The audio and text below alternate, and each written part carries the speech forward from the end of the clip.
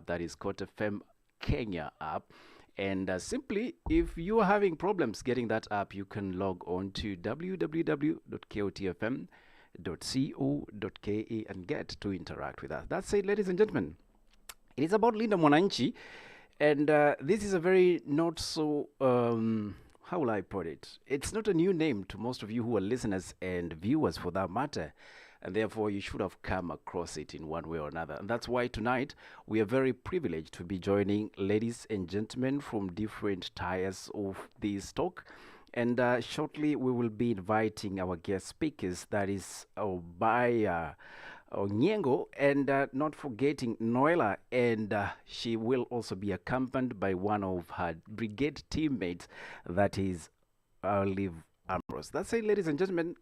You can tag us at Likiani underscore KE. Sorry, that is at Likiani underscore Eli or Eli underscore Likiani. You can also follow us at KotFM underscore KE at Mizani 254, where the scales of balance are restored and meaningful conversations thrive. Obed tells me he'll be underway in a few minutes from now, so feel free to engage us as we try to have this conversation. So, the political scores are being settled in one way or another, and so are the targets for 2027. One will argue that if you are going to win an election, one of the most important part is to be able to create a constituency. And that's why probably we want to find out tonight from the guests that are joining us, what have they been up to? What is this Linda Mwananchi issue all about? Is it redefining national politics, or is it business as usual? And therefore, I just want to invite our speakers, because I see them already on the panel, to take up the mic in order for us to progress with the conversation. And again, if you would love to engage with us through our WhatsApp line, you can do so by simply texting us +254 714 308 277. Again, that is +254 714 308 277. Make sure the voice note or message does not exceed at least 2 minutes. Say where you're tuned in from and your contribution to that matter. If questions, direct them to our guests. Once again, you might be interested to find out who are our guests, so I'm going to do the honors and invite you to find out who we are speaking to. First on our speakers panel is Noella Olukere, who is the president, Linda Mwananchi Young Women.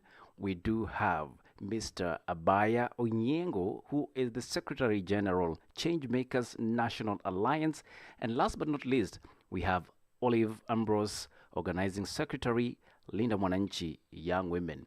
Well, it's always a panel here, but I can tell you the panel tonight, it's well balanced, and we are looking forward to that conversation. If we do have our speakers, probably we need to start off the meeting. Let's just find out if any of you can be able to hear me. Obets, I don't know if you're able to join the mic. Looks like we are already struggling with the session with the guest. If you can hear me, Obets.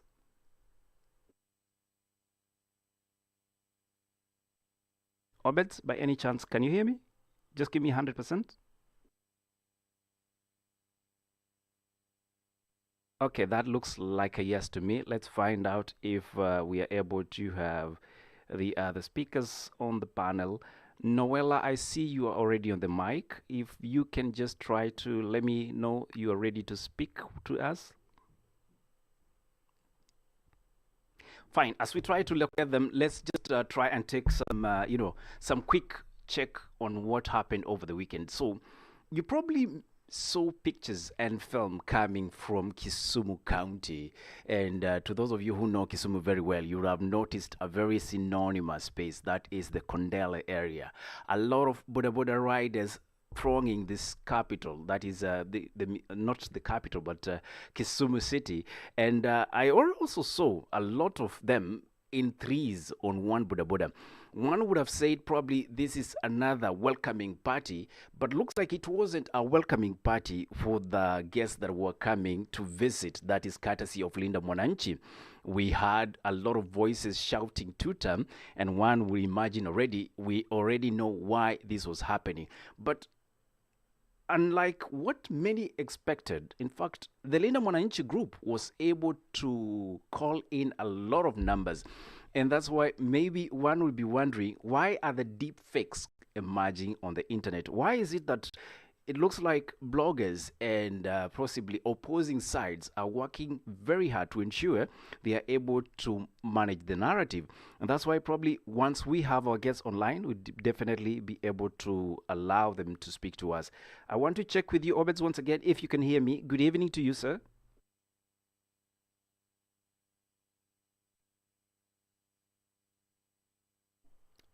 All right. Looks like we don't have our speakers online. Let's just find out. Olive, if you can hear me, good evening to you once again.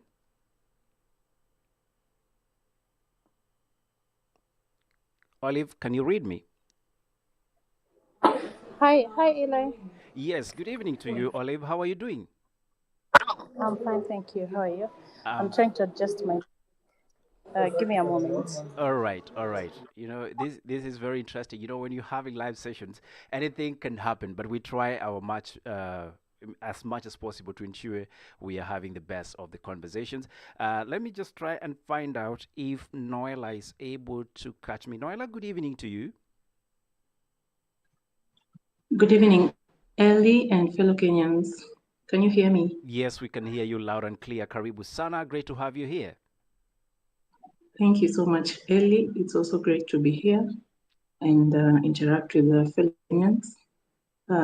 This evening, I'm speaking to you coming from Linda Mwananchi Young Women.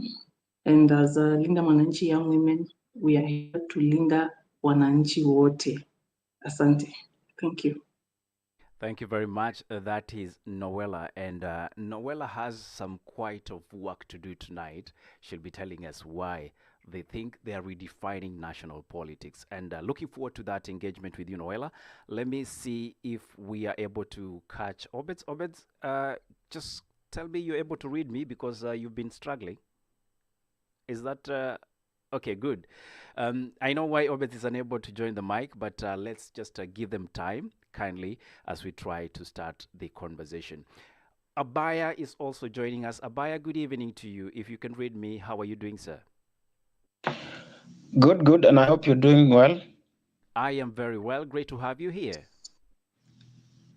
Thank you so much for having me. I was settling. I could hear you, but I was taking some time to settle so that we can do this. Definitely. And I hope you're settled in because we'd really love to jump into the conversation. I'm sure people have been waiting to hear Unalinda Nini. Yes, yes, I'm settled. So let me just get this straight. You are a buyer, and not everyone knows a buyer. So if you take the onus to introduce yourself, and then we can jump straight into it. So my name is Abayo Nyego. I'm a Gen Z. I'm around 26 years, and I'm the Secretary General of the Changemakers National Alliance. It was formally to be registered as a political party, but then the bureaucracies that you know very well at the office of the registrar of political parties, we couldn't register it as a party, but then now we decided to keep it as a movement. So right now I'm the acting secretary general, and we are allies of Linda Mwananchi because we do agree with what they are doing, the ideologies, and the new wave, and of course they're redefining the Kenyan politics. And above all, I'm an aspirant. I'm aspiring to be the senator for Kisii. God willing, I'll be representing the people of Kisii in the Senate. Thank you. Karibu sana. Now we know who we are speaking to, and that's why I told you this is a very political conversation. Abaya, great to have you here, and I'm happy as a 26-year-old, you are doing already a lot of work. However, I would have wished you clarified why you think you are about. You're not certain about your age? I am certain about my age because first of all I was contemplating whether to say my full age, you know, but then I'm 26. I just turned 26 January. Mm. Yeah, I'm 26. You know, that's important, and I'll tell you why, because at a later stage, we will get into that. Thank you very much, Abaya, and hoping to have a very engaging conversation. I see Obed is ready for us. Obed, good evening. Welcome. Thanks, Eli. Sorry, been trying to settle, and I'm now able to have a conversation.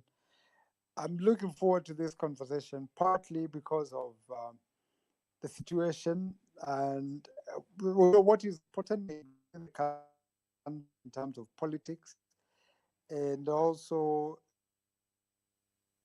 in the recent times, like yesterday, uh, Linda Mwananchi proved that we can have a political rally that does not have any skirmishes, does not have any casualties or anybody getting hurt or dying.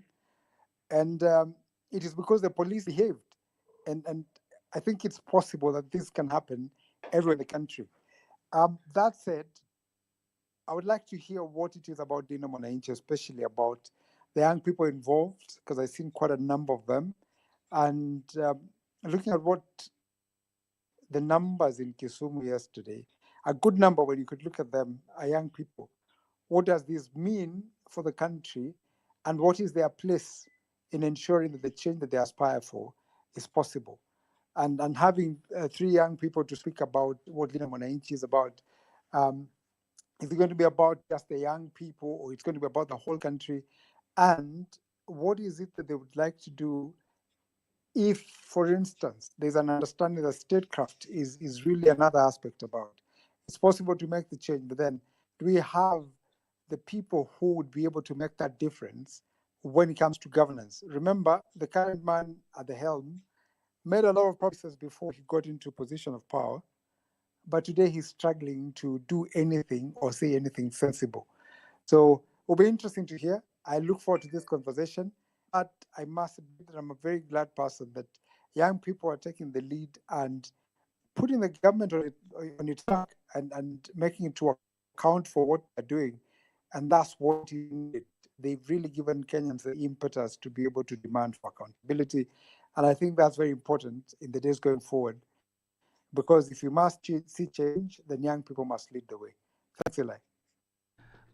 Asante sana Obed, you say if we must see change, then the young people must lead the way. And that's why I think we really have the best in terms of the panel of the night. You already had their names. Let's just confirm if Olive is ready for us, because Olive, we don't want to start the conversation and then you are joining in between. Just a minute. Hi, Eli. I am ready for you. All right, maybe quick one there. You can take the opportunity to introduce yourself, and let's get this started. Yes. All right. My name is Olive Ambrose, and Noella here is my boss. The young women, Linda Mwananchi Young Women. I am the organizing secretary. Yeah. Asante sana. Now you know what we are doing and who we are speaking to. It is the bigger picture. That's a hashtag. You can follow this live on radio, www.kotfm.co.ke.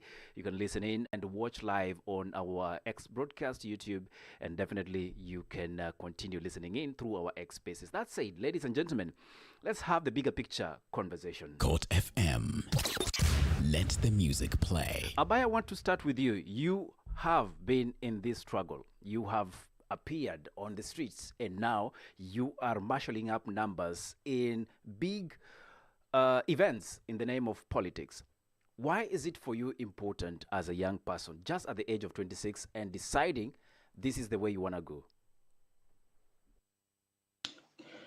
Thank you. That is a very good question to start with. As a 26-year-old, maybe someone somewhere would think that I would be pursuing my career. I would be sitting down with the family, or doing some things that go on with my life, maybe joining sports and stuff. But then after June 2020, I think there's some echo. Eli, I request that All you right, mute your I'm mic. gonna just do the the needful, and apologies for that. Let's Uh, just reset that. Okay, go ahead, Babaya. Yeah, thank you. And from June 2024, I made a decision that I'm not going to stay back, just watch as, I was very comfortable. I was doing everything that I was doing at the moment, and life was going on well. But then when I looked around me, there was all these sorts of people that their life wasn't going on well. And you can agree with me that the levels of unemployment in this country are very, very high, and they keep on going high each and every other year. So I asked myself, so in as much as I'm earning, of course, I'm working, I'm very comfortable with my family and stuff, why can't I join the rest in trying to secure a better future for my descendants? Because when you look at it keenly, our future has already been touched by the ruling class. And I said, I'm not going to sit down as I watch them touch the future of our descendants and even my son. Why am I saying this? The levels of unemployment are going high, but then it has never been given the attention that it needs to be given. People are graduating each and every year, but they are not securing jobs. The only thing they are told, you finish school and come and do Jenga out here. That is not the kind of future that we want to build. How are people going to get rich if you tell them that the only jobs we have for you after your graduation is Mjengo? That is after you've invested over 1 million shillings in pursuing a university degree. And then I said, this is not going to work. Let me join the rest. Let us struggle and let us fix this country and take it to where it is supposed to be. There are so many atrocities that have been committed by not just William Ruto himself, by Uhuru Kenyatta, and even by Mwai Kibaki, who's been praised as the most performed president. When you look at Uhuru Kenyatta and William Ruto, these are the people who I can say that was the beginning of the problems that we're experiencing as a country, because they are the ones who have overborrowed. They are the ones who started these things of dishing out, because the handouts were there, but then they normalized it. And now, instead of providing jobs for graduates, the only thing they can do is tell them, come to our gathering, come to our political arenas. And after that, after you listen to me, after you've given me the numbers, you'll go out and I'll give you 100 shillings. And then they don't think how these people are going to survive after that political rally. That is why I said, this is the moment now I need to join politics actively, because we tried actually actuating the constitution by going to the streets, trying to challenge the status quo, but then you saw what happened. We were killed. Many of us were left with, many of our friends were actually left with life injuries, and we do not know whether they're going to recover. And then we said, what are we going to do? And that was the genesis of my political journey. What else are we going to do? We've gone to the streets and they've killed us. And then now I said, let us join now active politics. Let us play the game that they're playing, because their game was politics. Let's play the active politics that they're playing. And that is how I got myself into politics. I've been working with leaders in the opposition, including the Honourable Kio Mtata. And we've been running an organization called Identity, which was meant to go around the country to sensitize youth in taking identity cards and then registering as voters. All in all, you can, to summarize this and answer your question, you can agree with me that the country is not headed in the right direction. Even if your life could be well, but it's a time where we have to mind about the lives of others who've not had an opportunity that me and you maybe have, of putting food on the table. You can imagine someone somewhere who's graduated and they're out here tamarking day and night looking for jobs, but they can't find any. That is a worrying moment for each and every one of us. Because, of course, it's very well. The president is saying that we want to build roads. But can you build a road while I'm hungry? I can't be able to put food on my table and even feed my siblings. And Obaya, I want you to hold at it right there, because you've talked a lot of issues that needs to be addressed from the aspect of job employment and your turnaround time, or rather your turning point being the 25th of June 2024, the handouts that are in politics, and now you deciding to be actively involved. And guess what? You're not the only one who is coming to this talk. We have Noella with us here, who is also a lady, and according to her title, because I really love the titling of what Noella is today. She calls her young women leader in terms of the Linda Mwananchi. And I want you, Noella, to come in at this point. You are the president. What are you presiding over?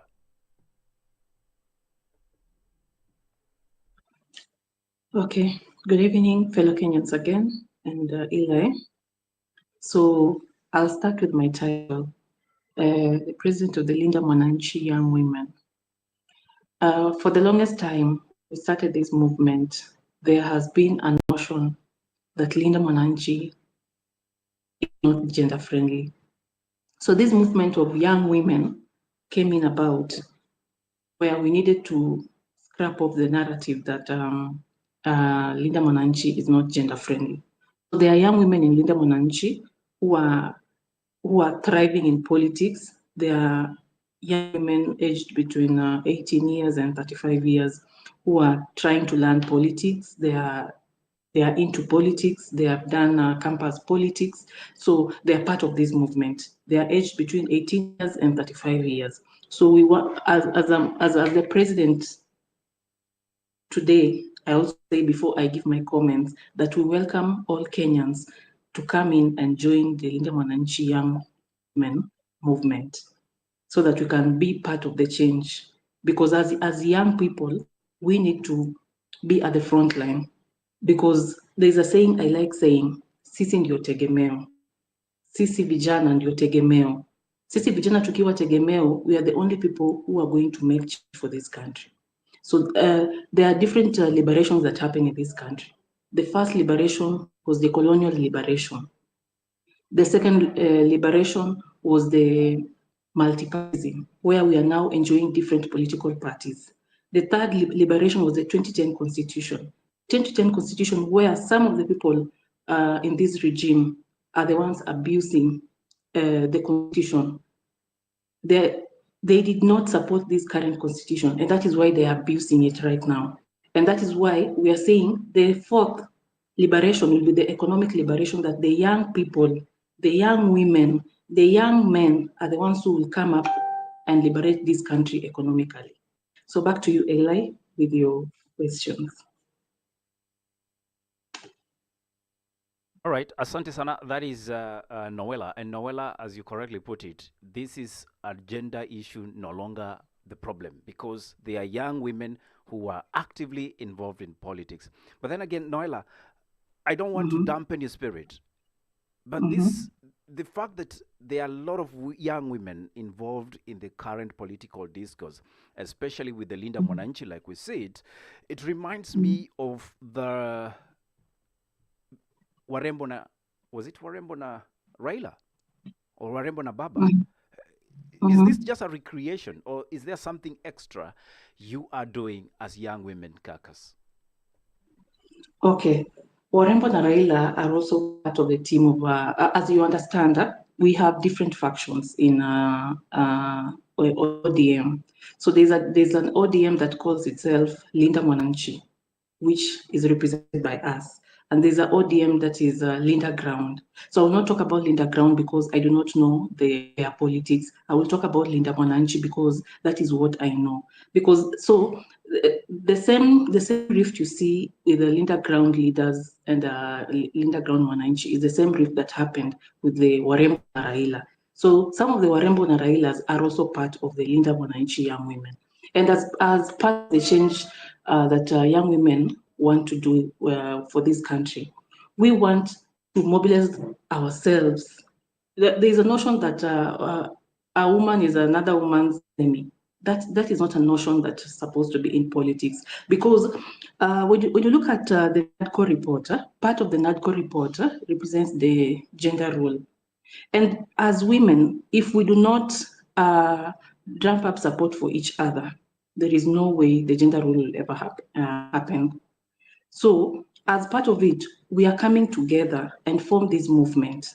First of all, we form it as a movement. Then when we have decided that we are going with a certain political party, that is when we will join in. But as now, it is a movement of women who are young in politics, and they are yearning to be leaders of this country. Thank you.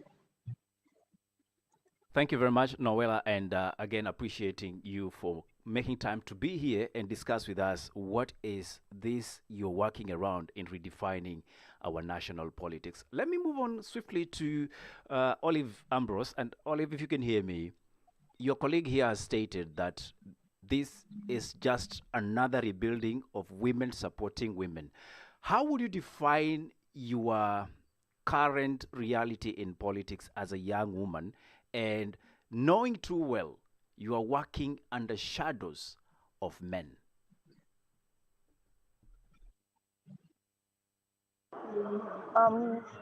Eli, for me personally, working under the shadows of Do you mind getting your mic a little bit men, closer, Olive?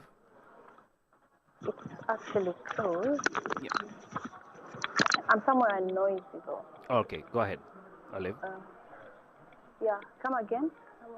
With the question. Yes, you hear your colleague who has talked about women supporting women, but then again, when I look at the Linda Mwananchi faces, the poster faces, I see the women are doing an amazing job, but then again, under the shadows of men.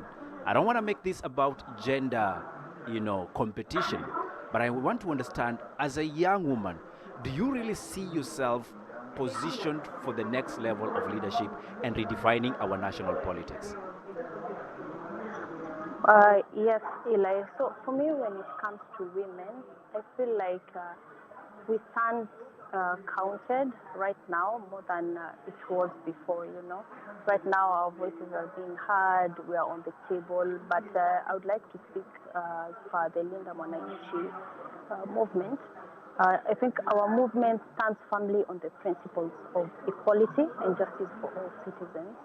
And that naturally includes women and youth as well, especially as key stakeholders in the governance. There's also the economic empowerment and also social stability around the women in Linda Mwananchi. So I personally feel included, like as a woman, and given the fact that we have these emerging groups of women in this particular Linda Mwananchi faction, we are being recognized. We are given to speak at events. We have representatives in planning teams. We lead in local initiatives also. So for me, we are showing up to be factual. We're showing up.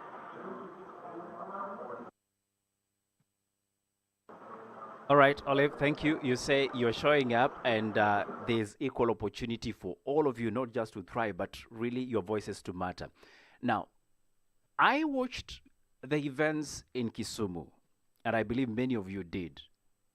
And one thing for sure, on Friday when we were having your weekend brief, one of our speakers did suggest it was not mature enough for the Linda Mwananchi Brigade to head into Kisumu because it was going to cause what I will term as chaos. Abaya, what do you have to say about your experience in Kisumu and how that has redefined national politics?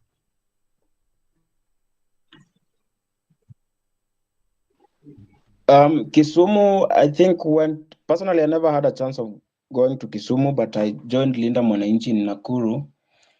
Kisumu went on very well, other than the threats that were there before. And it was a critical moment, especially in this country, because out of that moment, there is something that came out truly that even the young people can lead. And that message was very, very clear, because people thought that without the influence of people like Raila, he wouldn't pull such a crowd in Kondele. And then the results were massive. and the people who turned out for that political rally were, it was just quite amazing. And nothing really came out, because even those organized goons themselves, some of them had to eat the money and then join Linda Mwananchi brigade. It then tells you that a time has come whereby even money won't even matter anymore. A time has come whereby the handouts that people have been used to will not make any sense, because for someone like the president to go to Kondele to pull such a crowd, he'll need to use lots and lots of money. But then when you look at that crowd that was chanting Linda Mwananchi and another term that I don't want to use, I don't know whether it's I'm allowed to use here, you can tell that it was an organic crowd. And there was no any sort of mobilization that was done, that people maybe after the rally were waiting for to be given handouts. It tells you that Kenyans are now uniting, and they are uniting for a purpose and a goal of reclaiming this country and liberating it from these lunatics who are occupying the highest echelons of power. Abaya, I don't suggest we use lunatics for now. Okay, okay. Um, I'm sorry for that. So, okay, but I think you get my point. People are uniting, and they are saying that you've used us for so long. When you want pictures, you want to show you're mighty in all your muscles in politics. You come and give us 100 shillings for you to take an aerial photo of the crowd, and use it to threaten people that you are untouchable, that you cannot be taken home out of the atrocities that you've committed to the country. I think for me, defined our politics, and from there, I think there were some declarations that were made, including the Honourable Babu said that he's going to run for governor Nairobi, and even the Honourable Sifuna is going to run for presidency come 2027, after this came out of the success that this rally had. Thank you very much, Abaya. And you say this was as a success of the rally. And again, ladies and gentlemen, at a later stage, we'll be having open mic session to allow all of you to be able to contribute. So if you have an issue or something you'd like to contribute to, kindly prepare, because at 1:30 we'll turn to you. For now, we are engaging with very interesting speakers because of their in-depth engagement with the Linda Mwananchi faction, and that's why you see we are trying as much as possible to squeeze a lot from them, and then we can be able to come to you. So do not feel tired of listening in. We'll come to you in a few. Obed, your hand is up. Kindly proceed. Well, yeah, just there's a lot that is being made of the movement, and people are saying quite a number of things. But I would like to hear it from them, and to no one in particular. What exactly does Linda Mwananchi stand for? Others will ask, what's the alternative message they're giving, or what is it that they're looking at achieving, and that is different from what the rest of the political groupings have? And at the same time, what is the end goal? Because I think there has been that question, and I hate to ask these questions, but it's part of what a lot of people probably are asking. And for one particular reason, is this an opportunity for the young people in the form of Edwin, Sifuna, Babu, and others to create a movement and then use it as a negotiating tool? Or is it really something that they intend to have and use for the long haul, with the intention to have different kind of politics and make a difference in Kenyan politics? Or the recourse would be going back to the normal Kenyan political way of doing things? Obed, is that a question to someone? I didn't put it specifically to anyone, but whoever is ready to answer that, because I didn't want to put Yes. Olive, Okay. if I'm Olive, you getting. can move out of that very comfortable area. We really want to hear your voice clearly. Noella, the mic is yours. Okay. Okay. Thank you. Uh, I will answer all better and also give my submissions. First of all, as someone who has been with Linda Mwananchi since Linda Mwananchi's closing, back then from the Busia rally to the Kisumu rally. We'll speak about Linda Mwananchi as students of Baba theme. This is a students of Baba theme. Baba stood for the people. Baba represented the people. He was a people's person. And that is why you see the rallies in Linda Mwananchi are very organic. They are replica of the rallies that Mzee Raila Amolo Odinga had when he used to have his rallies. So when you look at Edwin Sifuna and Honourable Edwin Sifuna and Honourable Babu Owino, they are a representation of the young people in a way that Baba looked at them as men, and the young people are resonating more with Babu Owino and Edwin Sifuna because during the 2024 protests, they are the only people who came out to the people and asked the people and asked the police to stop shooting the young people. So the young people of this country are looking at them as people who stood with them. When you look at the young people, every time you talk to the young people, they will tell you any person who voted for the finance bill and made the young people die, that person, we're not going to vote in that person. So those memories of 2024 are very fresh from to the young people, and that is why at that time people used to say we are leaderless. Yeah, we are tribeless. There were a lot of less that was being talked about at that time. But right now, you do not see that with the young people right now. The young people are looking at Edwin Sifuna and Babu Owino as people who will bring change to them, the change that never happened during Baba's time, because Baba was a people person. And that is why these rallies are very, very organic. There are some leaders who claimed that the Kisumu rally was not going to happen. But it happened because the people have decided that the change will come with or without you. If you look at the factions that happened with the Linda Ground and the Linda Mwananchi, Edwin Sifuna and Babu Owino are a representation of atrocities that are done to people. There's a leader who has come out and said the reason why the Edwin Sifuna has become a hero because alikandamizwa kwa hiyo chama na ametoka nje amekuwa a hero to the people.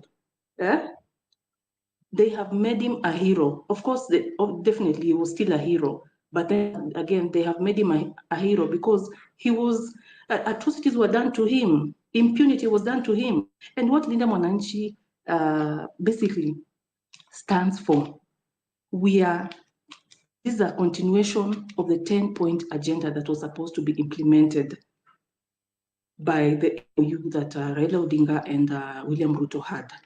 And if you look at the 10-point agenda, one of the things that is about the NADCO report. Number 2, right to assemble. Why do we have goons who infiltrate the rallies? You have a right to go and assemble. Why are leaders saying that there are some leaders who are not supposed, there are some factions that are not supposed to go to certain places? If we go that as a country, if we go that direction as a country, we are going to a bad place.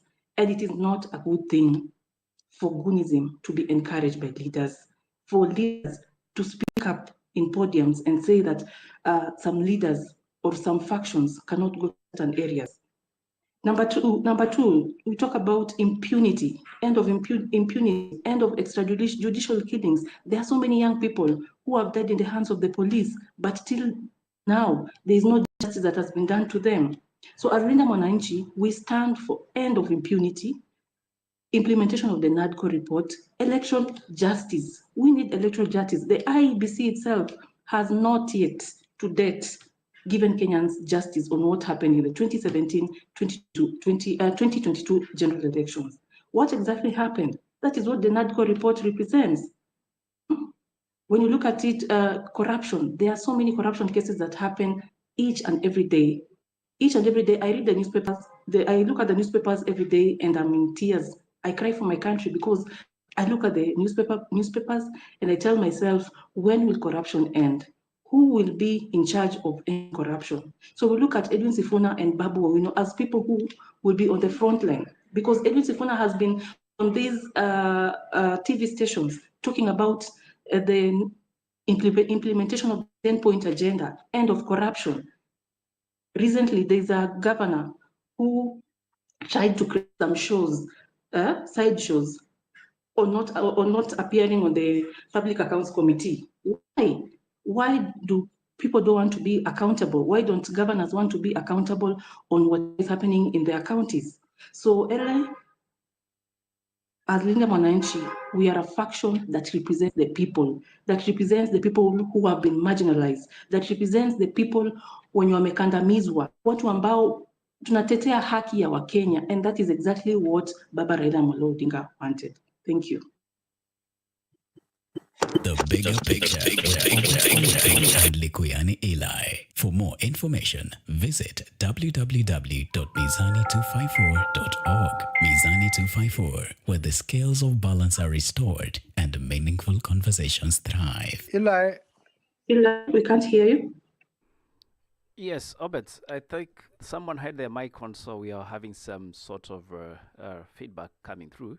But allow me to just bring back the conversation to where we're supposed to be having it. The bigger picture with Obet Oriku and Likuyani Eli. For more information, visit www.mizani254.org. Mizani 254, where the scales Eli, of I'm not balance so are sure we can restored hear you and at all. meaningful conversations Unless thrive. it's me.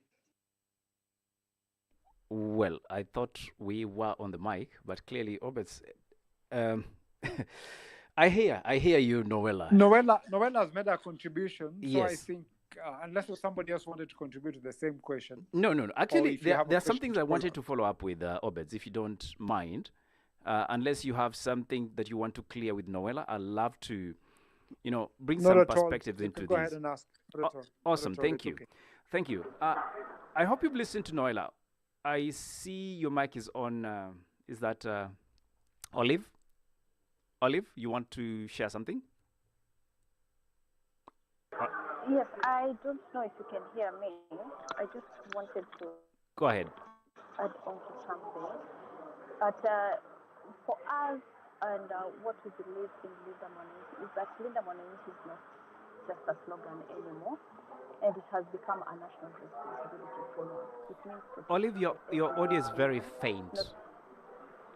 Your audio is very faint. Okay. There's a possibility you had your Okay. Bluetooth on, and that is making your audio not Can you hear me now? levelized. Yes, go ahead. Yeah, so I was saying that Linda Mwananchi is no longer just a slogan anymore, but a national responsibility framework. And it means protecting the everyday Kenyans, not only in terms of security and the cost of living. We know how the cost of living has skyrocketed right now, but also we are also protecting against the emerging threats like misinformation and the deep fakes that you have written on our poster, because like we saw yesterday, there was the picture of Edwin Sifuna up there with the one-term guy on the road lights, and for some reason, all of a sudden, an emerging image of two-term, one term from Edwin and two-term from the guy was making rounds, and people tend to believe that that was the actual thing that went on. So. Also today, politics is not just competing ideas. Can you hear me? Hello?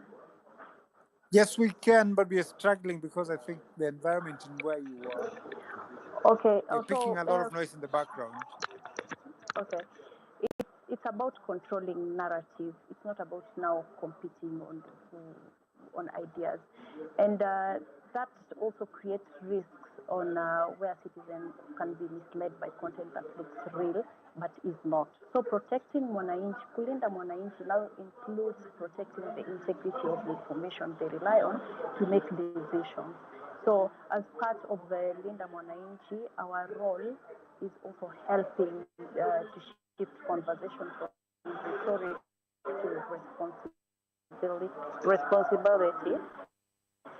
And we're also promoting civic awareness encouraging people to question and pushing for leadership that is accountable in how information.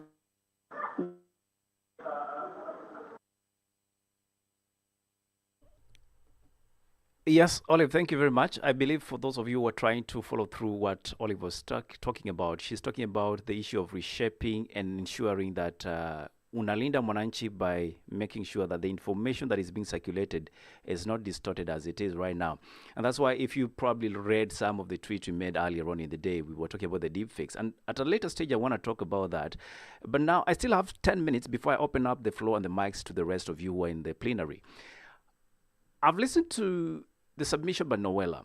And one of the things that stood out, and Abaya, this is now directed to you, was the issue of Gunism, impunity, electoral justice, end of corruption, accountability.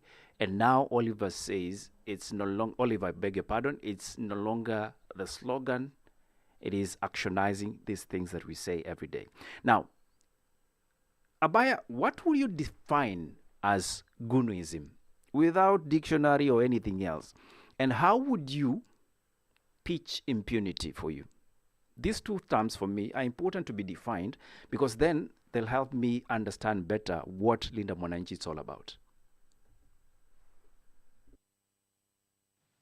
I think Gunism is a scenario whereby when you disagree with someone, you tend to use excessive force so that you can intimidate them from expressing maybe themselves, like what we've been seeing, what we've been witnessing in currently in our country, and that has been the normal trends with this current regime. That once I disagree with you, and maybe you're a public figure, I'll send some people to come and attack you, so that you can tone down maybe or get intimidated and stop saying whatever you wanted to say.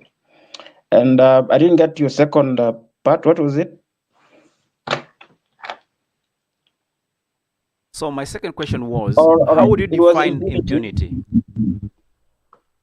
Yes, impunity. I think these are the injustices that that occur maybe in our daily lives that are perpetrated by the most powerful elites in the country. For instance, this country has been really suffering from the chain of impunity that was carried on from the first founders of this country. Things like extrajudicial killings, corruption. It has been carried on from the Kenyatta regime. It came to Moi, it came to Kibaki, all the way up to now. So what we are actually what we are stressing on as Linda Mwananchi is trying to break this chain of impunity and say that enough is enough. A time has come whereby we must put this country into the right trajectory. And a right trajectory, I mean that everyone must be held accountable for the actions that they did while in office. And not just your actions, but you can also be a good person by not doing something. Let it be that your track record is what defines who you are. If you have been given a mandate, let us know what you did, and let us also know what you failed to do. Let you not just be a good person because you failed to do or execute your roles as a leader. And that is what the kind of conversation that we are trying to push and to be incorporated under Linda Mwananchi, because we are seeing the light through this faction of ODM. I hear you, Abaya, and I appreciate your response to the question that you've said. I mean, this question that we put across. But there's one thing I'd like to find out. When you look at Linda Mwananchi as a group, kindly mute Abaya to enable me to be able to submit. If you look at the Linda Mwananchi and the conversation surrounding Linda Mwananchi, I mean, the president of the Women Caucus said here that we are all about addressing the issue of Gunism, impunity, electoral justice, among others, and corruption. Are you going to say the leadership of Linda Mwananchi has nothing on them that will define them in those words? Abaya. I really doubt that, because first of all, for an individual like me to align myself with a political wing or a movement, first of all, I look at the people or the leadership of this, for example, Linda Mwananchi.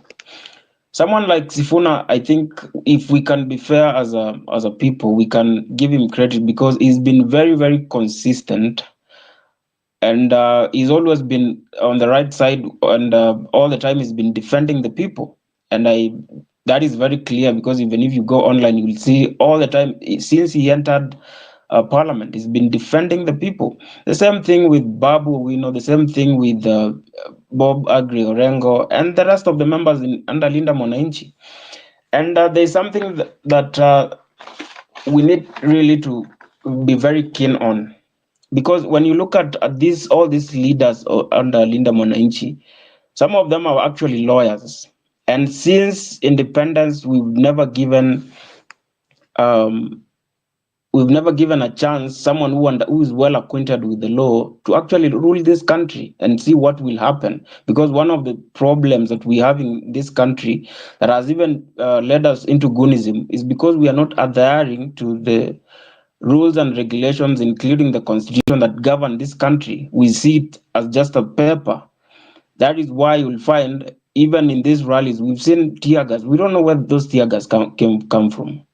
And if indeed we were to follow the law, if we were a country governed by the law, we would have known this came from a certain police, and this police taken to court and face the law as it is supposed to be. But now, because we've normalized to be a country that doesn't follow the law, that is why we have even tear gas being unleashed to people, even in broad daylight, without any consequences on them. So, Abaya, you've mentioned two individuals, and those individuals, I hear you, almost saying they are the best option we have as a country. And that's why I want to bring back Noella to the talk, because Noella, you brought up the issue of Gunoism and impunity. How would you define impunity? And when you look at the leadership of Linda Mwananchi and the involvement both in Parliament and outside Parliament, would you define them as a great definition of, I don't know what is the opposite of impunity, but Noella? Okay, thank you, Eli.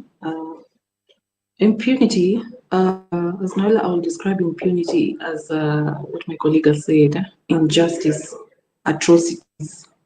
Impunity is just the atrocities being done to people, the injustice that is done to people who are actually people who come out vocally. They are vocal. They talk about issues, but then again, the issues they raise are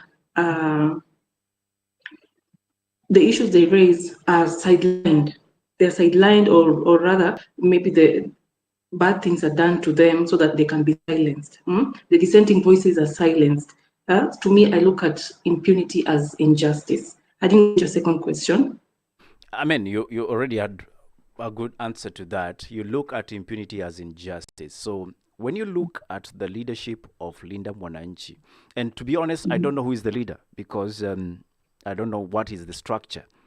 But when you look at the names that are fronting Linda Mwananchi, would you honestly state these are men and women of integrity? Because impunity has been one of the biggest reasons our countries suffer from bad leadership. Yeah. Okay. As first of all, Linda Mwananchi has no leader. This is a movement. It is a movement, and it's a collective responsibility for all the Linda Mwananchi leaders. And our leaders are, we have over 10 leaders who lead the Linda Mwananchi faction. So I will not label anyone as this is a leader, this is better than this one is above this, above, or I say Babu is above Sifuna, or Sifuna is above Babu. I will not say it that way.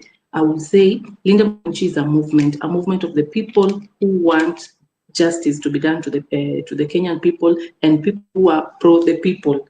So when you talk about leaders who, I look at Edwin Sifuna as someone who has always been defending the people. Every time you listen into his interviews, he has always been on the side of the people. Back then, when even Mzee Amolo Odinga was still alive, he would come out so vocal and defend the people. When Mzee Raila Odinga died, in his own burial, he said he would not let the people down. By not letting the people down, he actually meant what Mzee Raila Odinga used to say: the power belongs to the people. The power belongs to the people, and that is what that Senator Sifuna was saying on Baba's burial. He said it so passionately, and he said he will not let Raila Odinga down. And by not letting him down, he actually said that he will defend the people, and that is what we've been seeing him doing on these TV stations, defending the people at the Senate, debating on laws that benefit the people. He's always on the people's side. When I look at James Aggrey Orengo, James Aggrey Orengo has always been on the revolution side and the revolution of the people. When I look at Babu Owino, Babu Owino is someone who has been defending the people. He has been, in fact, right now, Babu Owino is a senior counsel.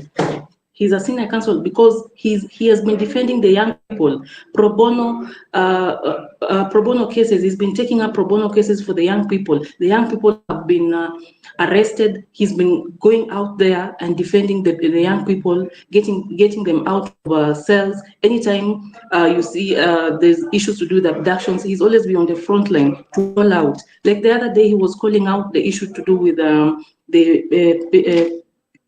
PS Raymond. He talked about it very passionately, and he was calling out the alleged PS for the atrocities that were done to our Senator Osotsi. And he was so vocal about it and talked about it and said that he was part of it. So he's been defending the people, and that is why we don't need perfect leaders, Eli. We do not need perfect leaders. We just need leaders who will show up. Leaders who will show up and defend the people. Yes, thank you, Eli.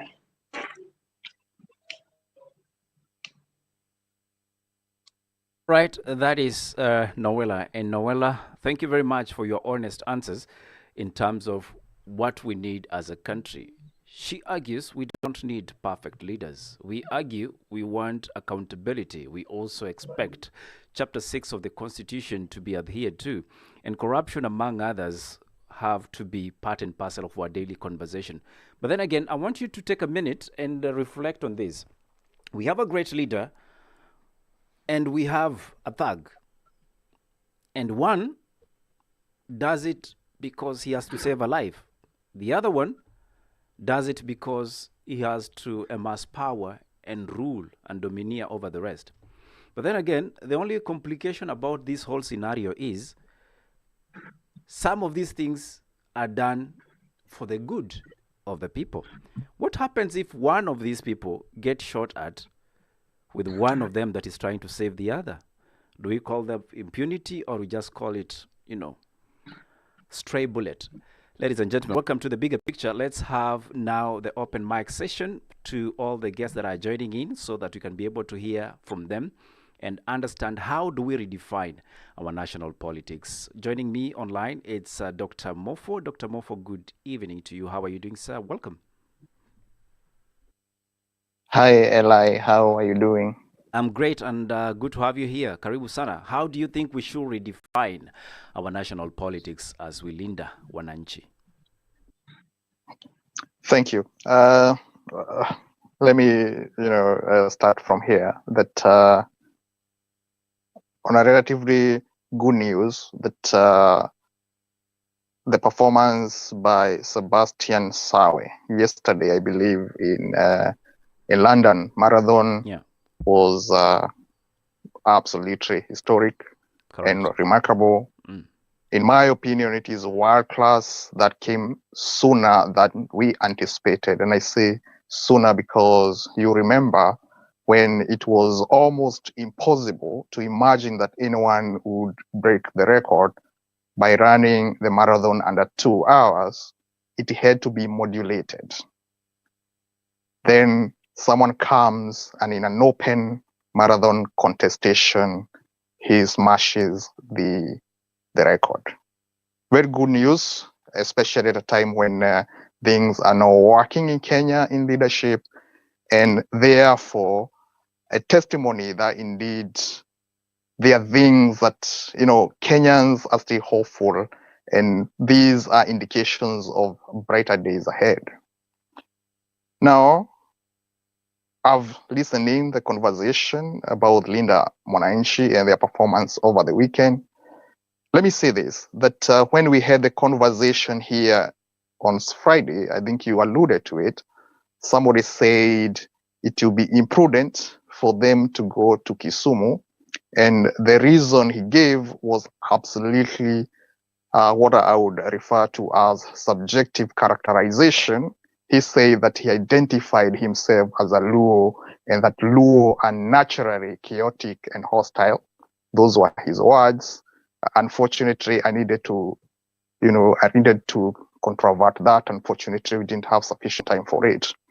But what I am saying is I am grateful that the people of Kisumu were highly hospitable, and they were able to nullify and invalidate much of this opinion. Secondly, I believe there was a case, or rather they had an opportunity to showcase that there exists a group of people who are looking for change, and that change and transformative change is possible. And that there are people who believe they are independent in their political decisions. A majority of the people who hold these positions are the people who showed up and, showed support for the Linda Mwananchi. Now, listening in and, to the kind of argument that is coming up here, there's a question that I have, and it's good that it is something you seem to be, to be going to. The question is what it is that this group of Linda Mwananchi want to do with it. Because for me, I believe they seem to be consolidating some kind of political capital, but it is not definitive exactly what they want to do with it. We know for sure there exists political polarity in terms of ideologies between them and the incumbent, that is William Ruto. And the message, by and large, it is expression of defiance and resistance to his regime. But exactly what their next steps are, it is anomalous. And this is what we are pressing this group to tell us exactly the steps they want to take. Do they want to use this political capital to have a negotiation with the like-minded people who are equally at loggerheads with the regime and consolidate the political capital so that they have an upper hand in the year 2027 presidential bid? That is what my expectation is. Or do they want again to assess their political ability to go solo and therefore field their own candidates? Remember what the genesis of Linda Mwananchi is. The Linda Mwananchi is an opposition to the existing ODM, is a faction of ODM that is responding or was created to respond to the attempted ouster of Sifuna. But as it stands, I can say this, my categorical position is resisting the ouster of Sifuna as Asia is short-timed. And the reason is theirs is what I would refer to as a scorpion fight. By the end of the day, if the larger ODM wants to push him out, they will do it by all means. But of necessity for them is to establish themselves and identify is a lost case. The ODM is not worth fighting for. The ODM, lost its relevance on the demise of Raila Odinga, and the political capital he left is up for grabs. They need to position themselves to grab it and make use of the kind of the blank check that exists and cash it in the right way. My opinion, my persuasion is we cannot afford to walk into 2027 divided. We cannot afford to have more than two strong presidential candidates in the year 2027, with William Ruto being one of them, without risking providing a route for him to re-election. And therefore, it is highest time that they redefine themselves. It is a right time that they go to the drawing board, they come up with a message, and they drive that message such that even when William Ruto goes to whatever discourse or rallies, he has a message to respond to them in equal way he responds to Gachagua, to Matiang'i every time he takes a mic. As it stands, I just want to say it is imagined threat that perhaps is not keeping William Ruto sleepless as it stands. Thank you, Eli.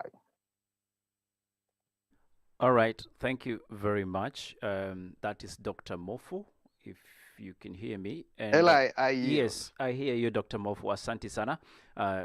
There's so much happening around here, so don't think I didn't hear you. You've talked a lot about how they need to redefine themselves so that even when President Ruto is going on his normal occasions, he can respond. But are they coming in as competition, or are they just preparing to be another faction of opposition? Looking at the historical context in terms of where the Linda Mwananchi is coming from. But, you know, there's something that Honourable Noella shared earlier on, and I thought maybe I need to talk about it, because she mentioned that the reason why people resonate with Sifuna, who in this case we will look at as part of the top tier or top brass of Linda Mwananchi, is because of the issues that emerged within their inside political party, in terms of, you know, the unfairness, the ill treatment Sifuna received. To some extent, there was a conversation that was happening, and everyone here, I know even my good friend Nasambu at one point was very unhappy and said, you know, yeye ni Sifuna. So this has morphosized into Linda Mwananchi, or do we still have Sifuna na nani ni Sifuna? Let's find out. Rasji, what do you think? What exactly is happening, and how are you redefining this national politics? The mic is yours, Rasji.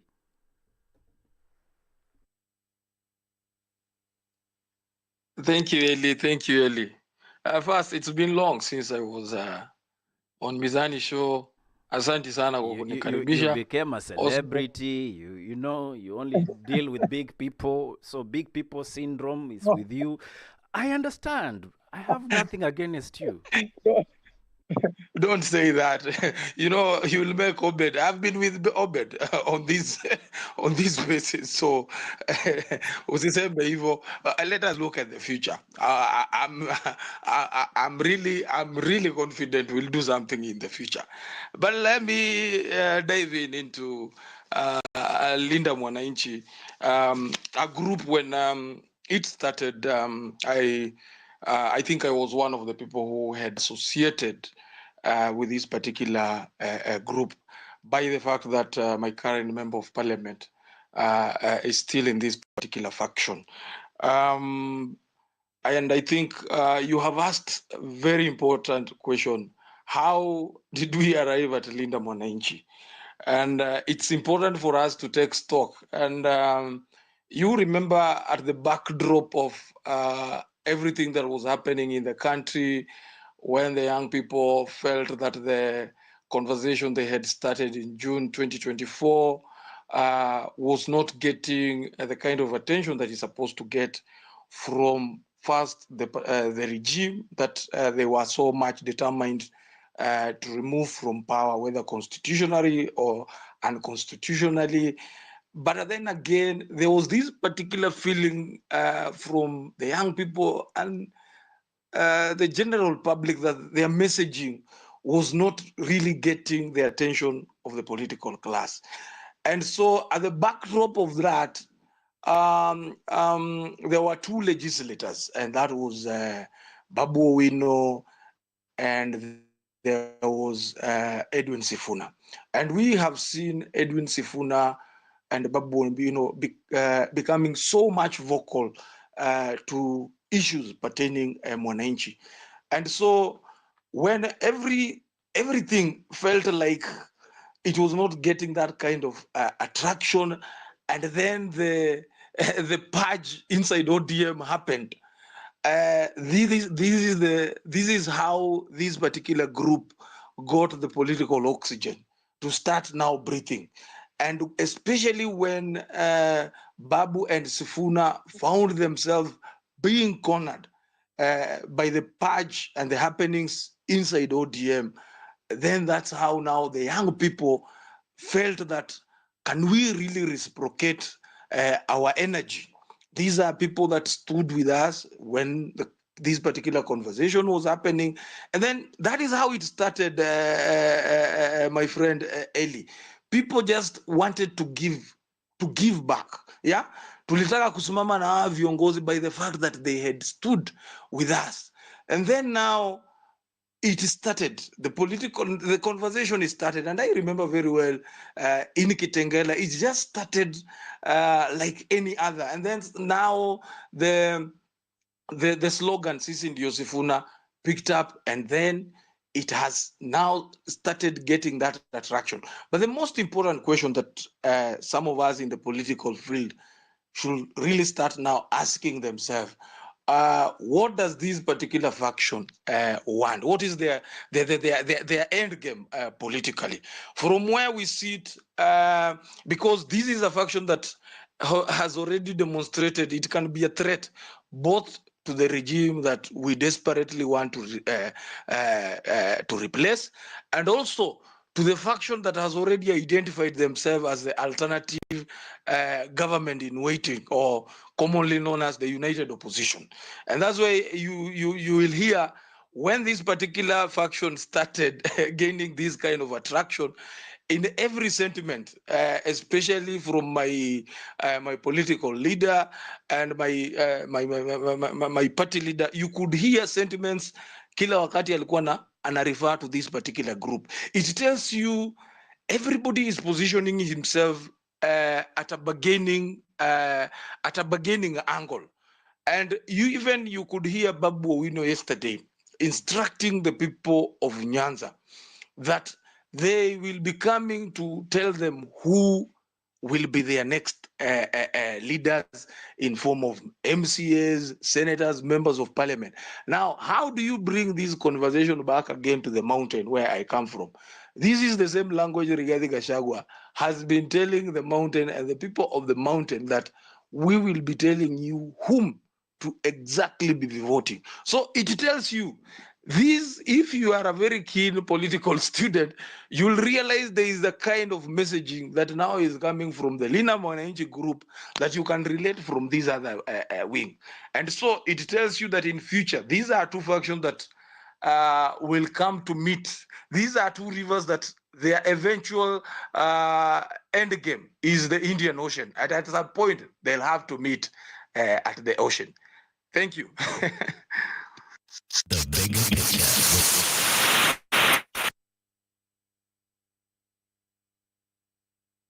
I don't know what's happening tonight, but clearly nobody wants to hear anything about the bigger picture. So we leave it as it is.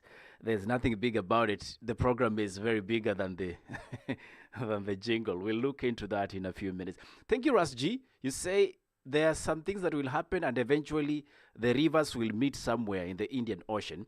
And again, just for your information, we have three important speakers that we thought it was important to have in this talk because of the engagement with Linda Mwananchi. If you have specific questions for them, feel free to shoot those questions, but just don't take their lives while doing that, okay? Obeds, the mic is yours as we try to navigate back to our speakers and, of course, those ones who are also joining us. Yeah, just a question to the room. I like the contributions, but what I want to ask is, there was an insinuation or suggestion that, Linda Mwananchi was born out of the frustration and the purge that happened in ODM because Edwin Sifuna was being ousted, or there was that was intended. Whether it happened or not is another conversation to have, because they deem it not to have been the most procedural thing. There's a court, court of arbitration, I think, or political parties still sending it back to ODM to figure it out and sort it out, which is still pending. Question I ask, looking at the previous elections, how Ruto campaigned for 10 years, and he was deemed to be a victim. Edwin Sifuna now and the rest of the Linda Mwananchi team, and including the United Alternative government in waiting, there is a sense that Kenyans tend to love victims more and not necessarily the agenda that's being put across. Because when I listen keenly, what I only hear a lot more, and I'm doing the devil's advocate job here, is one term and Ruto must go. Not more than that. So are we removing this man, or if these teams are given the opportunity, will they just remove Ruto and just morph and be just like him? Fair question. Quick one. Let's start with you, Noella, and then Abaya. After Abaya, we go back to the new set of speakers. You want to take a quick bite on that, Noella? Okay, yeah, I'll take a quick bite on it. Okay, Obed, your question on what is the way forward for Linda Mwananchi? First of all, as I said earlier, Linda Mwananchi is a movement. It's a movement, and we are trying to, and we would want to urge all Kenyans to be patient with us as we are trying to restructure ourselves. But in the meantime, Linda Mwananchi is a movement. Number two, there's a question of you saying all you hear is one term and Ruto must go. There's something I said when we started off, and I said the part of Linda Mwananchi agenda was the 10-point agenda. The implementation of the 10-point agenda that Linda Mwananchi was really pushing the current regime, because the current regime was had an MOU with the late Raila Amolo Odinga on issues to do with the atrocities, NADCO report, basically what the 10-point agenda. So the Linda Mwananchi has been very vocal about the implementation of the 10-point agenda, and none of it has happened today. None of the points, none of the agendas that were raised on the report have been implemented. So I would want to tell Kenyans that we need to have the basics first so that we can have the manifesto that Kenyans are really pushing for. For now, Linda Mwananchi represents the 10-point agenda. And the 10-point agenda is what the Linda Mwananchi is trying to push to be implemented. I hope I've answered you well, Obed.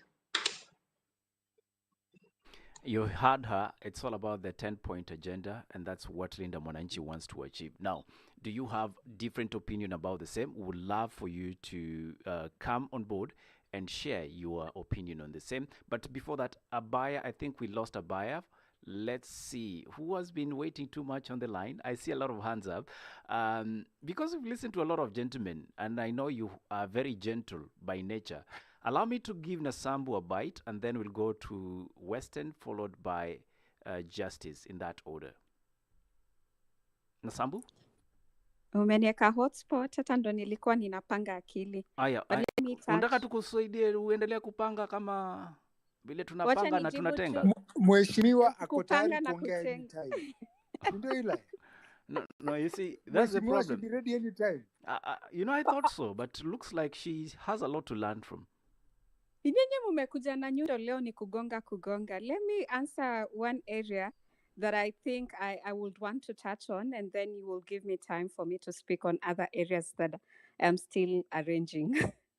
One question that Obed has asked is about victimhood. Whether we as a country just like associating or being there for people who've been oppressed, for lack of a better word, in one way or another. And there's some truth to that.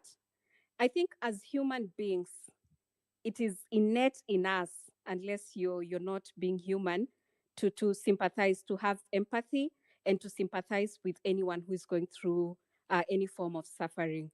So the moment majority of the people saw that something was going wrong towards Sifuna and things were not being done fairly, it was humane for us to sympathize with him.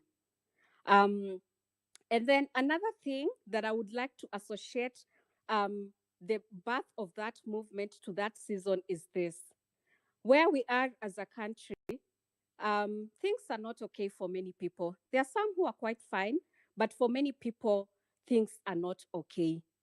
And because Sifuna was going through a season where his problems were sort of not similar, but an oppression in some way, denying of what is rightfully yours, taking what sort of is rightfully yours, it felt like it's something that is it's something that what majority of Kenyans are going through. And I think for me, that is where the birth of Sisi Nisifuna came up, because we felt like whatever it is that you're going through is the same thing that we are going through. We are in the same boat. We are sympathizing. It's a problem that is shared nationwide. But growing on from that, I would like to compare with other scenarios. We have seen also this kind of sympathy extended to other people. And I'm going to point to some of the examples. I will pick an incident like Morara. He came, of course, he was starting to speak about what the government was doing wrong, nini, and the government started attacking him, kidogo KRA, and people became drawn towards him because of that victimhood. And it's only there are a couple of people who are going through that season, and people got drawn to them because of that victimhood. However, through time, people were able to assess the actions of those people, and then they were like, oh, we thought you're this, but you're not this, so sisi tumeachana na mwendo wako. So people get drawn through victimhood, that I agree, either out of empathy, either out of feeling like, oh, this is happening to us all. But eventually, I think Kenyans also become reasonable, and they're able to sieve and say, we are continuing to stick with you because we believe, like Edwin Sifuna, he's been consistent. His fight for the people is not something that started the other day. It started way back. And even when he continued after the victimhood season, that is why it was easy for people to continue and buying into his ideas. So yes, we fell in because of him being persecuted, for lack of a better word, but we are staying in because we believe he's been consistent in his messaging. He cares for the country. He speaks about human rights being an important thing, which is something that we are experiencing right now as a people, because unaambiwa out of nowhere, 33 bodies have been found in Kericho, sijui 2 people have been killed in Embu. And right now, killing of people is just becoming but a statistic. So having someone who says right to life is important, and it's not that they've started that conversation today, but they've been doing it way before, that consistency is what maintains us to continue supporting him. So I'd like just to finish at that victimhood. I will pick up on other areas because I have ideas here and there, because from their actions, if you ask me, I see them speaking to the future. But give me time after other speakers have spoken, and then I will come back and speak to that. All right. I don't know what's happening here. If you can hear me, thank you very much. That is our sister Nasambu, and you talk about victimization and playing the victim card. Let's try and elevate the conversation, because I see we're already hitting 10 o'clock and we still have a lot to discuss. we had Western on the line. Western, the mic is yours.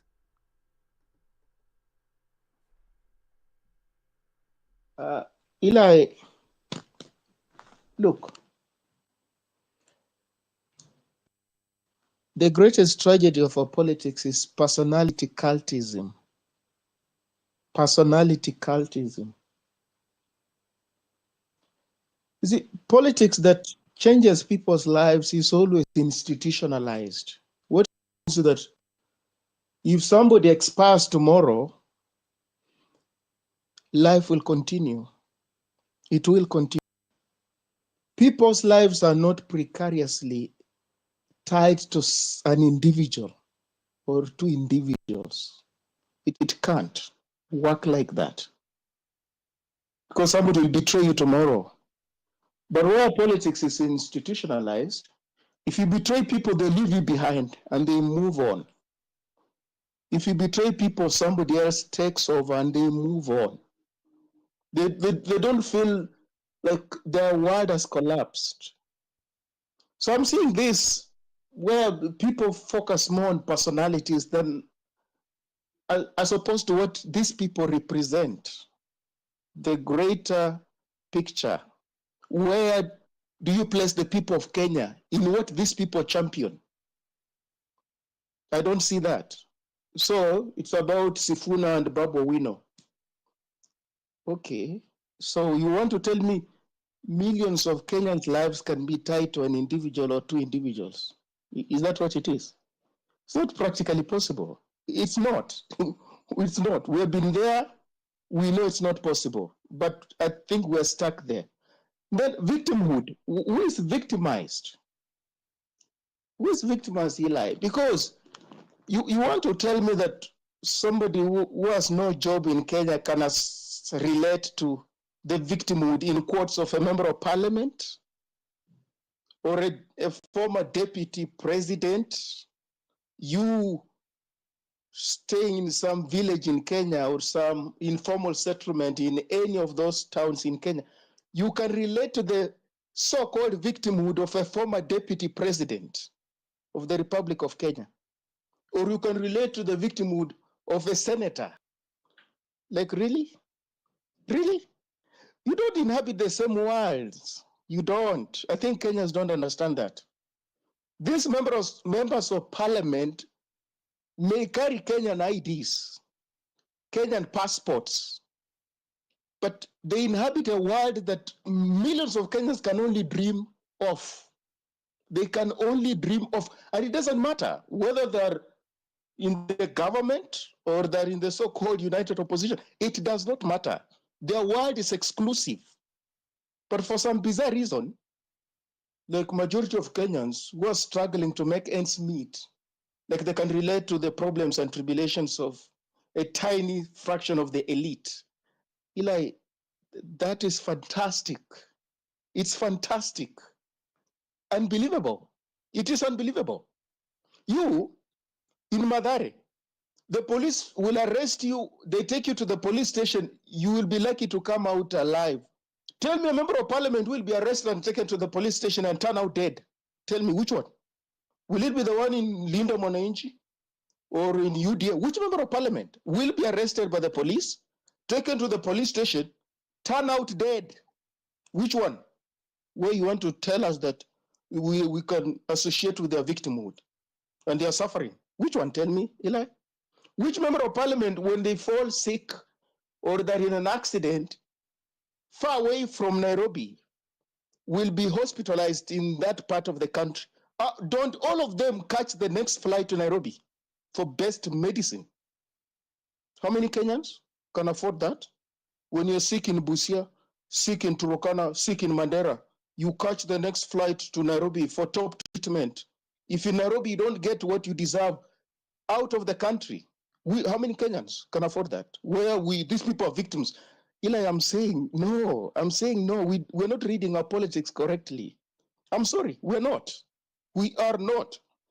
And then Dr. Mofo mentioned something here, which I mentioned last week. Even things that should unite us, they don't. Look at headlines in the newspapers today. Sebastian Sawe his historic victory was hidden in some corner. You couldn't see it.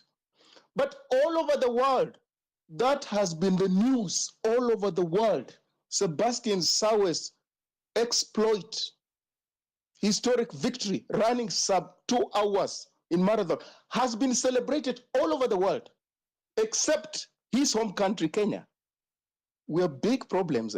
We have massive problems. I can tell you for free. I did this last week. In other countries, everything else would come to a standstill. That would be news. That would be the only news in town. But it's other countries that are celebrating Sebastian Sauer. His co-ethnics are busy with the parochial politics that is not taking them anywhere. Very petty politics. Well, that is the tragedy of our country. What can we do? And then, Eli, I ask you, Raila Odinga is part of the old order. For those who don't know, there are things he did, that we celebrate. And the other things he did that are not celebrated. Let's be honest. That's why he did not die as a former president. Because if he was so great, he would have died the former president of the Republic of Kenya. He did not. So it's a lie. These people are telling you they're out to protect his legacy. They are lying to you. They're lying.